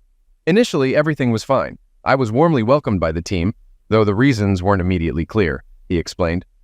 Around 2 months later, Alice approached me. She's attractive and, well, persuasive. But when I inquired about the ring, she simply smiled and said, It's okay with you. I didn't agree and made that clear. That's when things turned cold. I started getting the worst assignments and nothing but grief from Pete. I reached out to our mutual friend again, informing him of Alice's advances. He suspected there was more to the story and felt you should know. Pete sent me a photo of them, attempting to entice me onto the team with a reward if I accepted. Let's just say I don't approve of their tactics. I consider myself honest. I quit yesterday and reached out to you, he disclosed. Our friend mentioned Tom Troy Baker. If it weren't for Troy, he replied, pausing briefly before continuing, let's just say he bailed me out of a tight spot when I was a rookie lieutenant. I owe him a few favors. We both do, Tom concurred. What's your plan? The stranger inquired. Art pretty much laid it out for me. I could involve the authorities, and yes, Bill, Pete, and even Alice would face legal repercussions. But with his legal team, it would likely end in nothing. We reached an agreement. You might view this as a compromise, and perhaps to some degree you're correct. But they took the only thing I couldn't replace. If I can't hold them legally accountable, I'll find another way to make them pay. It won't bring Alice back, but I may realize she's less indispensable than I believed. I've got a trip planned. Please pass on my gratitude to Troy for everything. I won't be returning to work, he stated. And you? Tom inquired. Well, Troy always praised Baxter Inc. Now that you're gone, they might need another engineer. You'll find they have a different approach at Baxter. You might prefer it. The work is challenging, but the perks don't compare to what Tony's team offered, he explained. Tom grinned. I think I can accept that. The stranger rose and Tom followed suit. They exchanged a simple nod and departed without further words. Come Monday, Tom was at the airport checking in for a flight to Costa Rica. Tamarindo seemed like a good place to unwind. Making his way toward security, he spotted a mailbox. Retrieving an envelope from his pocket addressed to the U.S. Department of Justice, Washington, D.C., he dropped it in. Inside was a flash drive containing a recording. Maybe they'll be interested.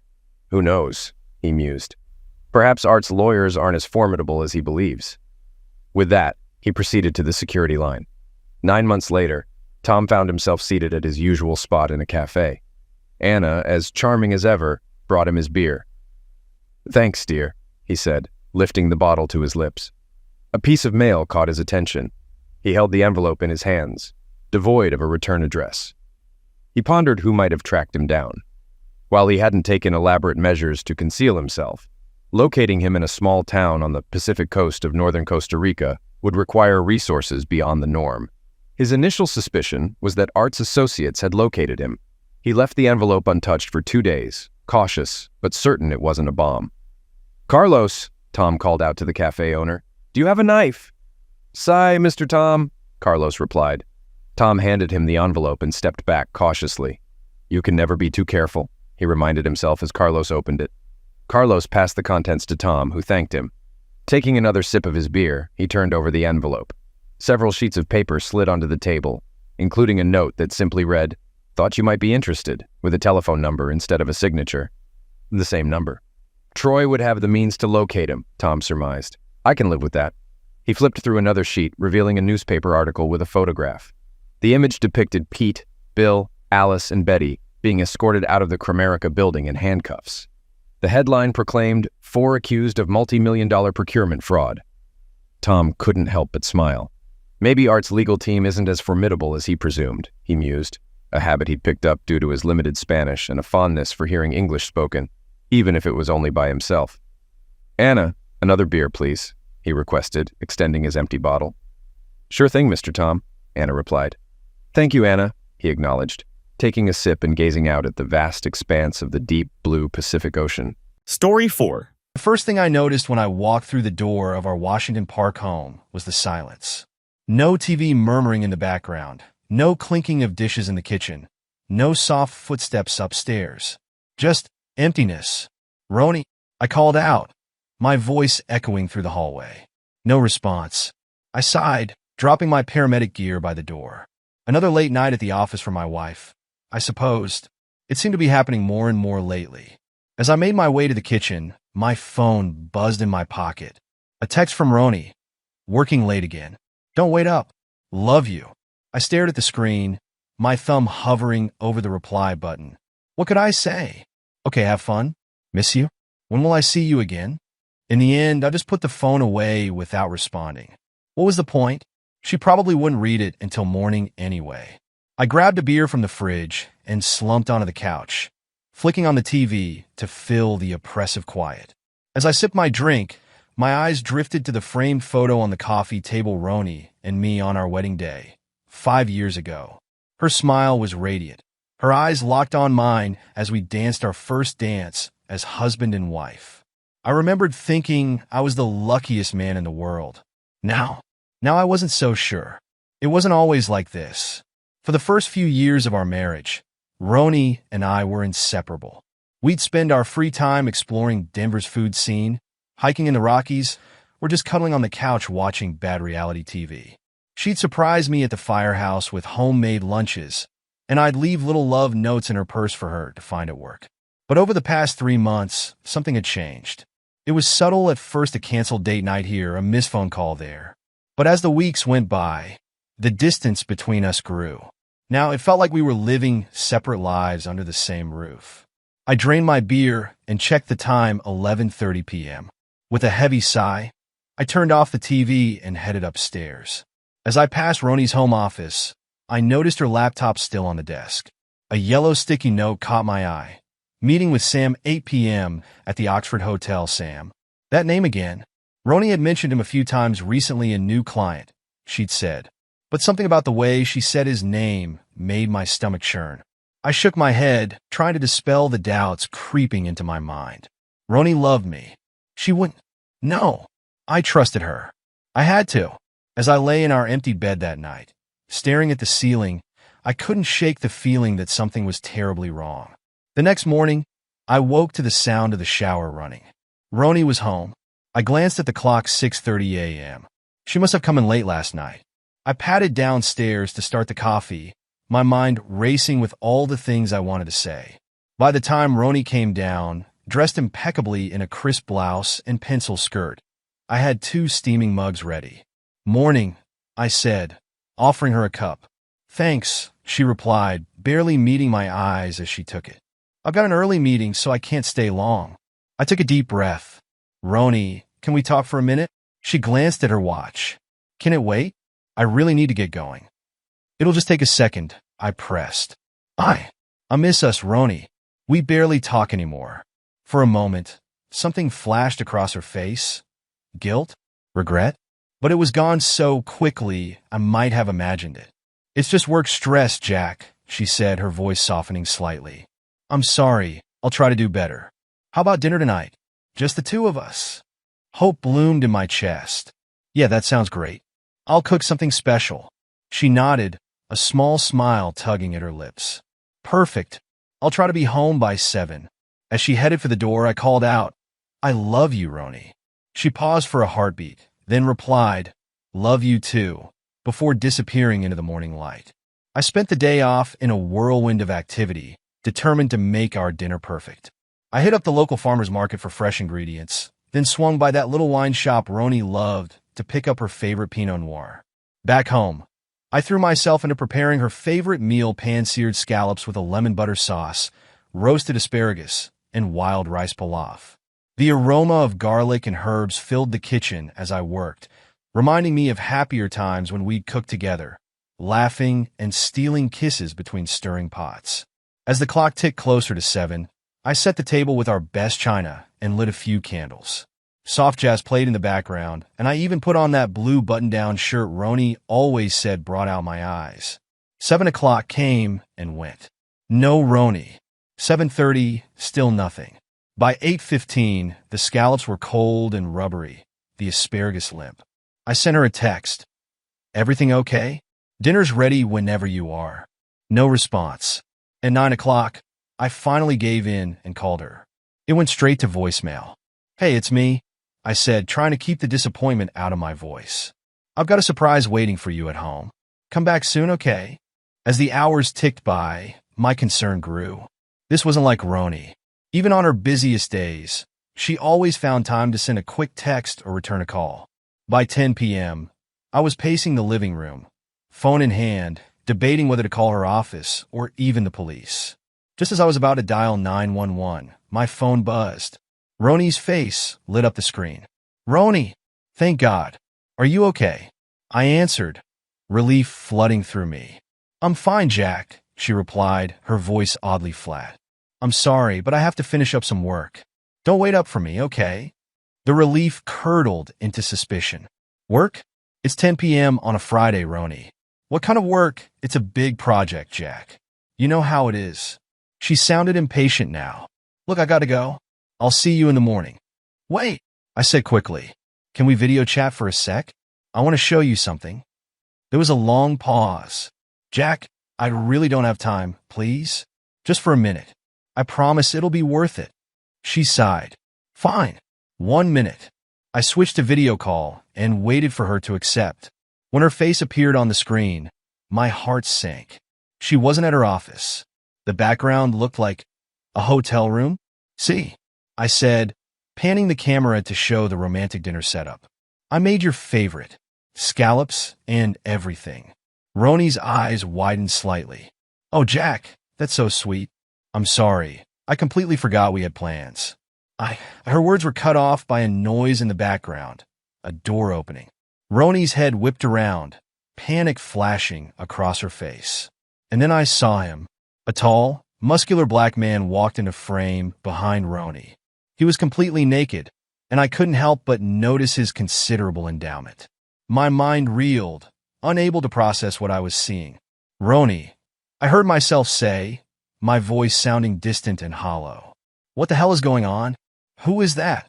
Roni's face snapped back to the camera, her eyes wide with fear. "Jack, you're overreacting. There's no one here, just go to bed." But it was too late. I had seen enough. The truth I had been desperately trying to ignore for months was now staring me in the face, quite literally.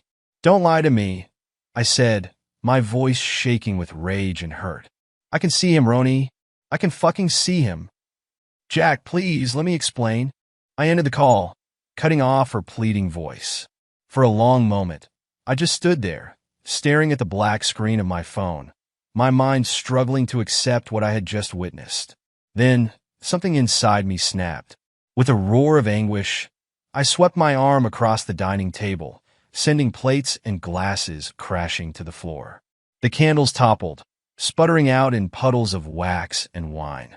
I grabbed the vase of flowers, roses her favorite, and hurled it against the wall, watching with grim satisfaction as it shattered into 1,000 glittering shards. I stormed through the house, a whirlwind of hurt and betrayal. In our bedroom, I yanked open Roni's closet and began throwing her clothes onto the bed. Dresses, suits, shoes, all the things she treasured so much.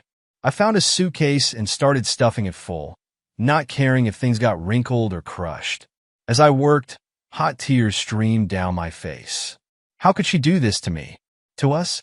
I thought of all the nights I'd spent worrying about her, all the times I defended her to my friends when they wondered why she was always working late. God, I'd been such a fool. I was so caught up in my rage that I almost didn't hear the front door open. Roni's voice called out, tentative and afraid. Jack, are you here? I stormed out of the bedroom, nearly colliding with her in the hallway. She stumbled back, her eyes wide with fear as she took in my tear-stained face and clenched fists. Jack, please, let me explain. Explain what? I snarled. How you been fucking some guy, behind my back? How you've been lying to me for months? She flinched at my words. It's not like that, Jack. I never meant for this to happen. It was a mistake, a mistake. I laughed bitterly. A mistake is forgetting to buy milk. A mistake is oversleeping and being late for work. Fucking another man in a hotel room while your husband waits at home? That's a choice, Roni. You chose this. Tears welled up in her eyes. I'm sorry, Jack. I'm so sorry. We can work through this. We can get counseling. We can know. I cut her off, my voice cold and final. We can't. It's over, Roni. I've seen enough. Your things are packed. I want you out of this house tonight. Her face crumpled. Jack, please don't do this. It's not what you think. Not what I think. I repeated incredulously. I saw him, Roni. I saw everything. How long has this been going on? Is he the reason you've been so distant? Is he why you couldn't even be bothered to come home for our anniversary last month? She didn't answer, but her silence told me everything I needed to know. Get out, I said, my voice low and dangerous. Get your things and get out. I never want to see you again. As she stood there, sobbing and pleading, I felt a strange sense of calm wash over me. The love I had felt for her just hours ago had been consumed by the fires of betrayal, leaving nothing but ashes in its wake. I watched impassively as she gathered her suitcase and a few personal items. At the door, she turned to me one last time, her eyes red and puffy. I do love you, Jack, she whispered. I always will. I met her gaze, feeling nothing but a cold, hollow emptiness where my heart used to be. Goodbye, Roni, I said, and closed the door on 5 years of marriage, and the woman I thought I knew.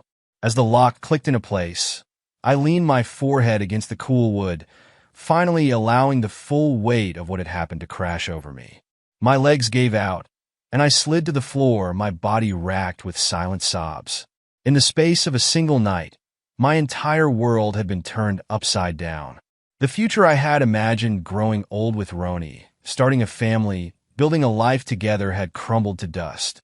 As I sat there in the dark, surrounded by the wreckage of my marriage, one thought kept echoing through my mind.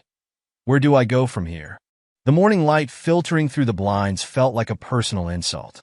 I groaned, rolling over to shield my eyes, only to be met with the cold emptiness of Roni's side of the bed. The events of last night came rushing back, hitting me like a sucker punch to the gut. I fumbled for my phone, squinting at the screen.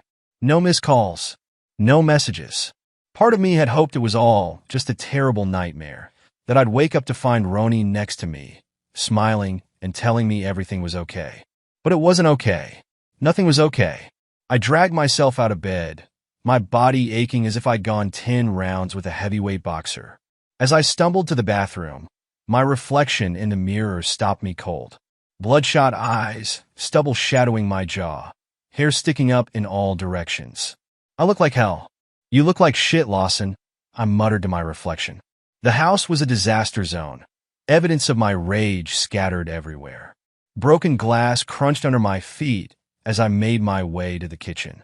The roses I'd bought for our romantic dinner lay wilted on the floor, their sweet scent now sickly in the morning air. I was about to start cleaning when my phone buzzed. For a split second, my heart leaped thinking it might be Roni. But the name on the screen brought both relief and dread. Wyatt Turner. My best friend since childhood. Wyatt had an uncanny ability to sense when something was wrong. I hesitated, then answered. "Hey man," I said, trying to keep my voice steady. "Jack, you sound like death warmed over. What's going on?" I sighed, rubbing my temples. It's Roni. God, Wyatt, I don't even know how to say it. There was a pause on the other end. Then, "I'll be there in 20. Don't do anything stupid before I get there." True to his word, Wyatt was at my door in record time. One look at my face, and he knew it was bad. "Jesus, Jack," he said, pushing past me into the house. He took in the destruction, whistling low. What the hell happened here? I collapsed onto the couch, the weight of everything finally crushing down on me. "Roni's been cheating on me," I said, the words tasting like ash in my mouth. Wyatt's eyes widened. "What? Are you sure?" I laughed bitterly. "Pretty damn sure. Unless there's some innocent explanation for why she was in a hotel room with a naked guy last night." "Fuck," Wyatt breathed. He sat down next to me, running a hand through his hair. "I'm so sorry, man. How'd you find out?" I told him everything, the growing distance, the missed dinner, the video call that changed everything. As I spoke, I could see Wyatt's expression darkening, his hands clenching into fists. When I finished, he stood up abruptly, pacing the room. "That bitch," he spat. "After everything you've done for her, all the nights you spent worrying about her, and she throws it all away for some well-endowed asshole." I supplied, a humorless smile twisting my lips. Wyatt snorted, then grew serious. "So what are you going to do?" I shrugged, feeling lost. "I don't know. I told her to get out last night. I guess I'll file for divorce." "That's it?" Wyatt looked at me incredulously. "You're just going to walk away? Let her destroy your marriage and get away with it?" I frowned. "What else can I do?" "It's over, Wyatt. She made her choice." He shook his head vehemently. No. You can't just roll over and take this, Jack. She doesn't get to blow up your life and walk away unscathed. What are you suggesting?" I asked, a mix of curiosity and apprehension stirring in my gut. Wyatt's eyes glinted with a dangerous light. "I'm saying we make her pay. We destroy her life the way she's destroyed yours." I sat up straighter, my heart pounding. "Wyatt, I don't know." "Think about it, Jack," he pressed. "She works in PR, right? Where reputation is everything. What if everyone knew what she did? Her boss, her clients, everyone." The idea sent a thrill through me, part excitement, part fear. "You want to expose her affair?" Wyatt nodded eagerly. "It's perfect. We gather evidence, leak it to the right people. By the time we're done, she won't have a career left to hide behind." I hesitated, my conscience warring with the raw, aching hurt in my chest. "Isn't that going too far? I mean, yeah, she hurt me, but nothing." Wyatt cut me off. "She's not just going to get away with this, Jack. We're going to make sure of that." As I looked at my best friend, seeing the fierce protectiveness in his eyes, something shifted inside me. The pain and betrayal crystallized into a hard, cold resolve. "You're right," I said, my voice low and determined. "She's messed with the wrong man. I'm not going to let her just walk away." Wyatt grinned, clapping me on the shoulder. "That's what I'm talking about. Now let's start planning. We need to be smart about this." Over the next few hours, Wyatt and I hatched our plan. We decided to start by gathering evidence of Roni's affair. I remembered her laptop was still in her home office. If we could access it, we might find emails or messages that would prove her infidelity. "Are you sure about this?" I asked as we stood outside her office door. "It feels wrong." Wyatt fixed me with a stern look. "What's wrong is what she did to you, Jack. Remember that." Swallowing my doubts, I nodded and pushed open the door. Roni's laptop sat on her desk, just where she'd left it. My hands shook as I opened it, half expecting it to be password protected. But it wasn't. Another sign of how complacent she'd become in her deception. Jackpot, Wyatt muttered as we scrolled through her emails. There they were in black and white, dozens of flirtatious exchanges with someone named Sam. As I read through them, my stomach churned. The Sam in these emails was the same client she'd been working late with for months. But it was the attached photos that really drove the knife home. Intimate pictures clearly not meant for my eyes. I slammed the laptop shut, feeling sick. "We've got her," Wyatt said, his voice grim but satisfied. "Now we just need to figure out how to use it." The next few days passed in a blur of planning and preparation. We decided to start by leaking the information to Roni's boss at the PR firm. Wyatt helped me draft an anonymous email, attaching some of the less explicit evidence we'd found. As I hovered over the send button, a moment of doubt gripped me. What if this backfires? I asked Wyatt. What if it just makes me look like the bad guy? Wyatt shook his head firmly. "You're not the bad guy here, Jack. You're the victim. Remember that. Roni made her choices. Now she has to face the consequences." Taking a deep breath, I clicked send. The die was cast. We didn't have to wait long for results. The next morning, my phone exploded with notifications.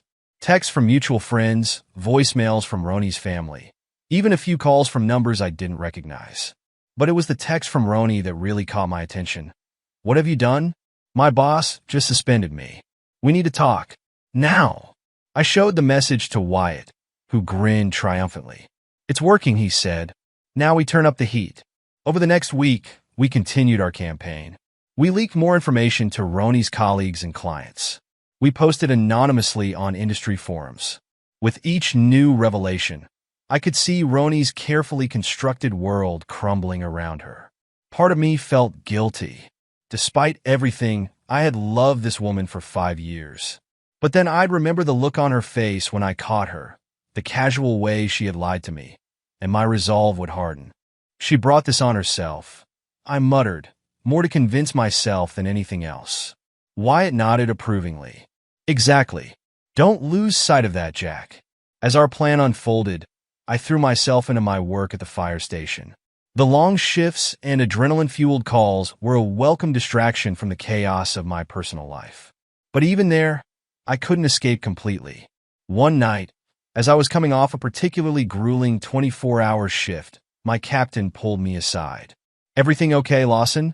he asked, concern etched on his weathered face. "You've been different lately. More reckless." I forced a smile. "Just going through some personal stuff, Cap. Nothing to worry about." He studied me for a long moment, then sighed. "All right, but remember, we're here if you need to talk. Can't have one of my best paramedics burning out on me." As I left the station, his words echoed in my head. Was I burning out? The Jack Lawson of a few weeks ago would never have considered the kind of revenge Wyatt and I were plotting. But that Jack was gone, replaced by someone harder, colder. I was so lost in thought that I almost didn't notice the figure waiting by my car. As I got closer, my heart skipped a beat. It was Roni. She looked terrible dark circles under her eyes, hair disheveled, clothes wrinkled. A far cry from the polished PR executive I was used to seeing. "Jack," she said, her voice hoarse. "We need to talk." I felt a surge of conflicting emotions, anger, hurt, a traitorous flicker of concern. "I have nothing to say to you, Roni." She stepped closer, her eyes pleading. "Please, Jack. I know you're behind what's happening at work. I'm begging you, stop this. You're destroying everything I've worked for." A bitter laugh escaped me. "Funny how that works, isn't it? You destroyed our marriage, and now your career is falling apart. Karma's a bitch. Is that what this is?" She shot back, anger flaring in her eyes. "Karma? Or is it just you being vindictive?" "Vindictive?" I repeated, my own anger rising to match hers. "You cheated on me, Roni. You lied to me for months. What did you expect me to do? Just roll over and take it?" She flinched at my words, but stood her ground. "I made a mistake, Jack. A terrible, unforgivable mistake. But this scorched earth campaign you're waging, this isn't you. This isn't the man I married." "You're right," I said coldly. "I'm not the man you married. That man died the night he saw his wife in a hotel room with another man. Tears welled up in Roni's eyes. Jack, please. I know I hurt you, and I'm so sorry. But this has to stop. We can still fix this. We can get counseling. No. I cut her off, my voice firm. We can't fix this, Roni. It's too late for that. You made your choice.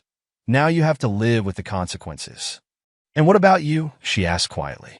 Can you live with the consequences of what you're doing? Her words hit me like a physical blow, but I steeled myself against them. Goodbye, Roni, I said, brushing past her to get to my car. As I drove away, I could see her in my rearview mirror, a small, broken figure growing smaller with distance. For a moment, I almost turned back, but then I remembered the pain, the betrayal, and I pressed harder on the gas. When I got home, Wyatt was waiting for me. One look at my face, and he knew something had happened. Roni found you, didn't she? He asked. I nodded, collapsing onto the couch. She begged me to stop, said I was destroying everything she'd worked for. Wyatt sat down next to me, his expression serious. And? Are you having second thoughts? I hesitated, then shook my head. No, we've come too far to stop now. She made her bed. Now she has to lie in it. That's my boy, Wyatt said, grinning. Now let's talk about our next move. I've been thinking. As Wyatt laid out his plans, I tried to ignore the small voice in the back of my mind, the one that sounded suspiciously like the old Jack Lawson. The one that whispered that maybe, just maybe, we were going too far. But it was too late for doubts now. We had a war to win, and I was determined to come out on top, no matter the cost. The morning sun filtered through the blinds of my new apartment, casting long shadows across the hardwood floors. I sat at the kitchen counter, nursing a cup of coffee and staring at my phone. The screen displayed a string of missed calls and unread messages, all from Roni. I swiped them away without reading. It had been 2 weeks since our confrontation in the parking lot, and I'd been dodging her attempts at contact ever since.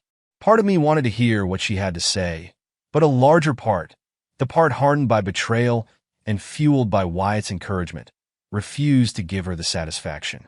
My phone buzzed again. This time it was Wyatt. You see the news? His text read. I frowned, opening my browser. It didn't take long to find what he was referring to. The headline of a local business journal screamed at me. PR firm embroiled in scandal. Executive suspended amid allegations of professional misconduct. My heart raced as I skimmed the article. While it didn't name Roni directly, it was clear who they were talking about. The leak we'd orchestrated had done its job, and then some. I was still staring at the screen when Wyatt called. We did it, man, he crowed as soon as I picked up. We fucking did it. Yeah, I said, my voice sounding distant even to my own ears. We did. Wyatt's enthusiasm faltered. What's wrong? Isn't this what we wanted? I rubbed my temples, trying to sort through the jumble of emotions coursing through me. I don't know, Wyatt. It feels, I don't know, different than I thought it would. Different how? He pressed. I struggled to put it into words. I thought I'd feel, I don't know, satisfied, vindicated, but I just feel empty. There was a long pause on the other end of the line. Then Wyatt sighed. Look, Jack, I get it. This isn't easy. But remember why we're doing this. Remember what she did to you. His words stirred the embers of anger that had been driving me for weeks. You're right, I said, my resolve hardening. No turning back now. That's my boy, Wyatt said, the grin evident in his voice. Now, about our next move, a sharp knock on my door cut him off. Hold on, I told Wyatt, moving to the peephole. My breath caught in my throat as I saw who was on the other side. Roni. I gotta go, I muttered into the phone, ignoring Wyatt's protests as I hung up. The knocking came again, more insistent this time. Jack, I know you're in there. Roni's voice called out, muffled by the door. Please, we need to talk. For a moment, I considered not answering. But something in her voice, a note of desperation I'd never heard before, made me reach for the handle. As I opened the door, the sight of her hit me like a physical blow. Gone was the polished, confident woman I'd married. In her place stood someone I barely recognized. Her hair was unkempt, her clothes rumpled. Dark circles shadowed her eyes, which were red-rimmed and puffy. Jesus, Roni. I breathed, unable to hide my shock. You look like hell, she finished with a bitter laugh. Yeah, well, that's what happens when your life falls apart. I stepped back, letting her into the apartment. As she moved past me, I caught a whiff of her perfume, the same scent she'd worn on our first date. The memory hit me with unexpected force, and I had to steady myself against the door. Roni stood in the middle of my living room, looking lost. Her eyes darted around, taking in the sparse furnishings, the boxes still unpacked in the corner. Finally, her gaze settled on me. So this is where you've been hiding, she said softly. I crossed my arms, trying to maintain some emotional distance. What do you want, Roni? She took a deep breath, squaring her shoulders. I want you to stop. Whatever you're doing, whoever you're talking to, it needs to end. Now. I don't know what you're talking about, I said, the lie tasting sour on my tongue. Roni's eyes flashed with anger. Don't bullshit me, Jack. I know it's you behind all this. The leak to my boss, the rumors, the anonymous posts. Who else could it be? I felt a flicker of guilt, quickly snuffed out by a surge of righteous anger. And what if it is me? What are you going to do about it? Jack, please, she said, her voice breaking. You're destroying everything. My career, my reputation, it's all falling apart. Know the feeling? I shot back. Kind of like how our marriage fell apart when you decided to fuck another man. Roni flinched as if I'd slapped her. I know what I did was unforgivable. But this scorched earth campaign you're waging? This isn't you, Jack. This isn't the man I married. Her words echoed our conversation in the parking lot, and I felt my anger rising. You're right, it's not. That man died the night he caught his wife cheating. This is who I am now, Roni. This is what you made me. Tears welled up in her eyes. I'm so sorry, Jack. I know I hurt you, and I'll regret it for the rest of my life. But please, can't we just talk? Try to work through this like adults? For a moment, I wavered. The pain in her eyes, the tremor in her voice, it was all so raw, so real. But then I remembered the night I caught her, the casual way she had lied to my face. My heart hardened. There's nothing to talk about, I said coldly. You made your choice, Roni. Now you have to live with the consequences. She stared at me for a long moment, searching my face for any sign of the man she once knew. Whatever she saw there made her shoulders slump in defeat. Fine, she whispered. If this is really what you want, I won't try to stop you. But Jack, be careful. This path you're on, it might destroy me, but it's destroying you too. With that, she turned and walked out of my apartment. As the door closed behind her, I felt something inside me crack. I slumped against the wall, sliding down until I hit the floor. What was I doing? Was this really who I wanted to be?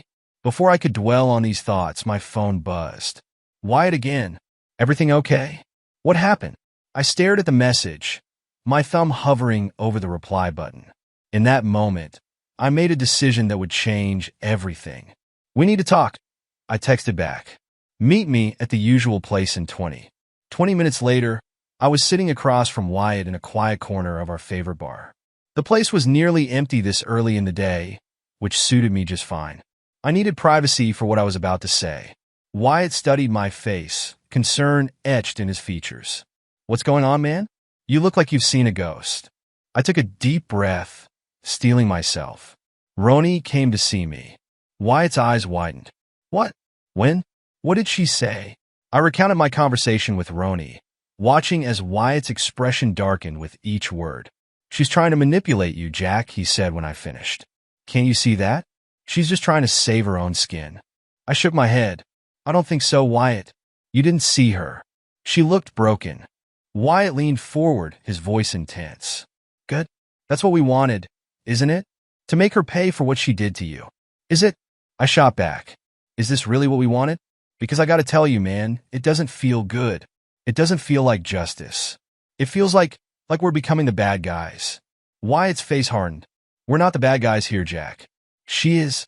She's the one who cheated, who lied, who threw away your marriage like it was nothing. I know that, I said, frustration creeping into my voice. But does that give us the right to destroy her life? To become this? I gestured vaguely at myself. What are you saying? Wyatt asked, his voice low and dangerous. I met his gaze steadily. I'm saying I want to stop. All of it. The leaks, the rumors, everything. It's over. For a long moment, Wyatt just stared at me. Then he laughed, a harsh, bitter sound. You can't be serious. After everything we've done, everything we've planned, you want to just walk away? Yes, I said simply. I do. Wyatt's face contorted with anger. And what about me, huh? What about everything I've done for you? I've been by your side through all of this, Jack. I've been the one pushing you forward when you wanted to give up. And now you're just going to throw that away. His words hit me like a punch to the gut. Wyatt, save it, he spat, standing up abruptly. You want to be a coward? Fine. But don't come crawling back to me when she screws you over again. With that, he stormed out of the bar, leaving me alone with my thoughts. The next few days passed in a blur. I threw myself into work, taking every shift I could get at the fire station. Anything to keep my mind off the mess I'd made of my life. But I couldn't run forever. On my day off, I found myself sitting in my car outside Roni's office building. I'd been there for an hour, trying to work up the courage to go inside. Finally, taking a deep breath, I got out of the car and walked into the building. The receptionist eyed me warily as I approached her desk. I'm here to see Veronica Lawson, I said, my voice steadier than I felt. The receptionist's expression softened slightly. I'm sorry, sir. Ms. Lawson no longer works here. Her words hit me like a bucket of ice water. What? Since when? She resigned last week, the receptionist said, sympathy evident in her voice. I'm afraid I can't give out any more information than that. I stumbled out of the building, my mind reeling. Roni had quit her job? The job she'd worked so hard for, that she'd been so proud of? What had I done? Before I knew it, I found myself outside our old house. Roni's car was in the driveway, and I could see a light on in the living room. Taking a deep breath, I walked up to the door and knocked. Long seconds ticked by. Just as I was about to turn and leave, the door opened. Roni stood there, surprise etched on her face. Jack, she said, her voice barely above a whisper. What are you doing here? I swallowed hard, forcing myself to meet her gaze. Can we talk? Please. She hesitated for a moment, then nodded, stepping back to let me in.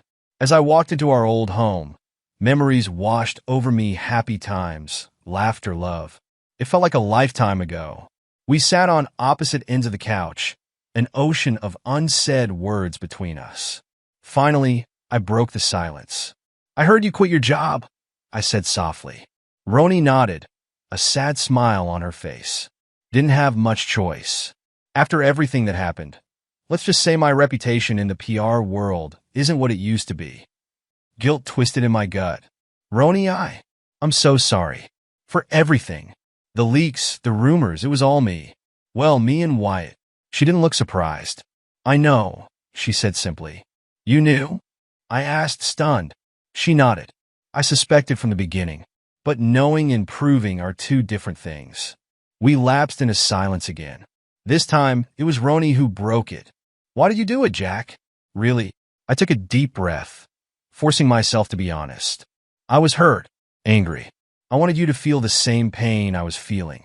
I wanted to destroy you the way I felt destroyed. Roni's eyes filled with tears. And did it work? Do you feel better now? I shook my head, feeling the weight of my actions crushing down on me. No. God, no. I feel like I've lost myself. Like I've become someone I don't even recognize. Roni reached out, hesitantly taking my hand. I'm so sorry, Jack. For everything. What I did. There's no excuse for it. I was selfish and stupid, and I threw away the best thing in my life. I squeezed her hand, feeling a lump form in my throat. I'm sorry, too. What I did, it wasn't right. It wasn't who I am, or who I want to be. We sat there, hand in hand, both of us crying quietly. Years of love, pain, betrayal, and regret hung in the air between us. Finally, Roni spoke. Where do we go from here, Jack? I took a deep breath, considering her question. I don't know, I said honestly. I don't think we can go back to what we were. Too much has happened. But maybe we could try to move forward, separately, but without all this anger and pain. Roni nodded, a small, sad smile on her face. I'd like that, she said softly. As I left our old house that night, I felt lighter than I had in months. The anger and bitterness that had been driving me for so long seemed to dissipate, leaving behind a bittersweet mixture of regret and hope. Over the next few weeks, I focused on putting my life back together. I threw out the evidence we'd gathered for our revenge plot. I sent a final anonymous email to Roni's old firm, retracting our earlier claims and apologizing for the false information. I even tried to patch things up with Wyatt, but he wasn't ready to forgive me yet. I hoped that, with time, we might be able to salvage our friendship. But for now, I had to accept that it was another casualty of my misguided quest for vengeance. As for Roni and me, we agreed to give each other space. We were both too broken, too changed by what had happened to even consider reconciliation. But we also agreed to stop being each other's enemies. It was time to let go of the past and try to build something new, even if that something was just a peaceful coexistence. 1 month after my conversation with Roni, I stood in my new apartment, looking out over the Denver skyline. The sun was setting, painting the sky in brilliant shades of orange and pink. My phone buzzed with a text from Wyatt. "How are you holding up, man?" I smiled, feeling a glimmer of hope that maybe, just maybe, our friendship could be salvaged. I typed out a reply. "Better, Wyatt. A lot better.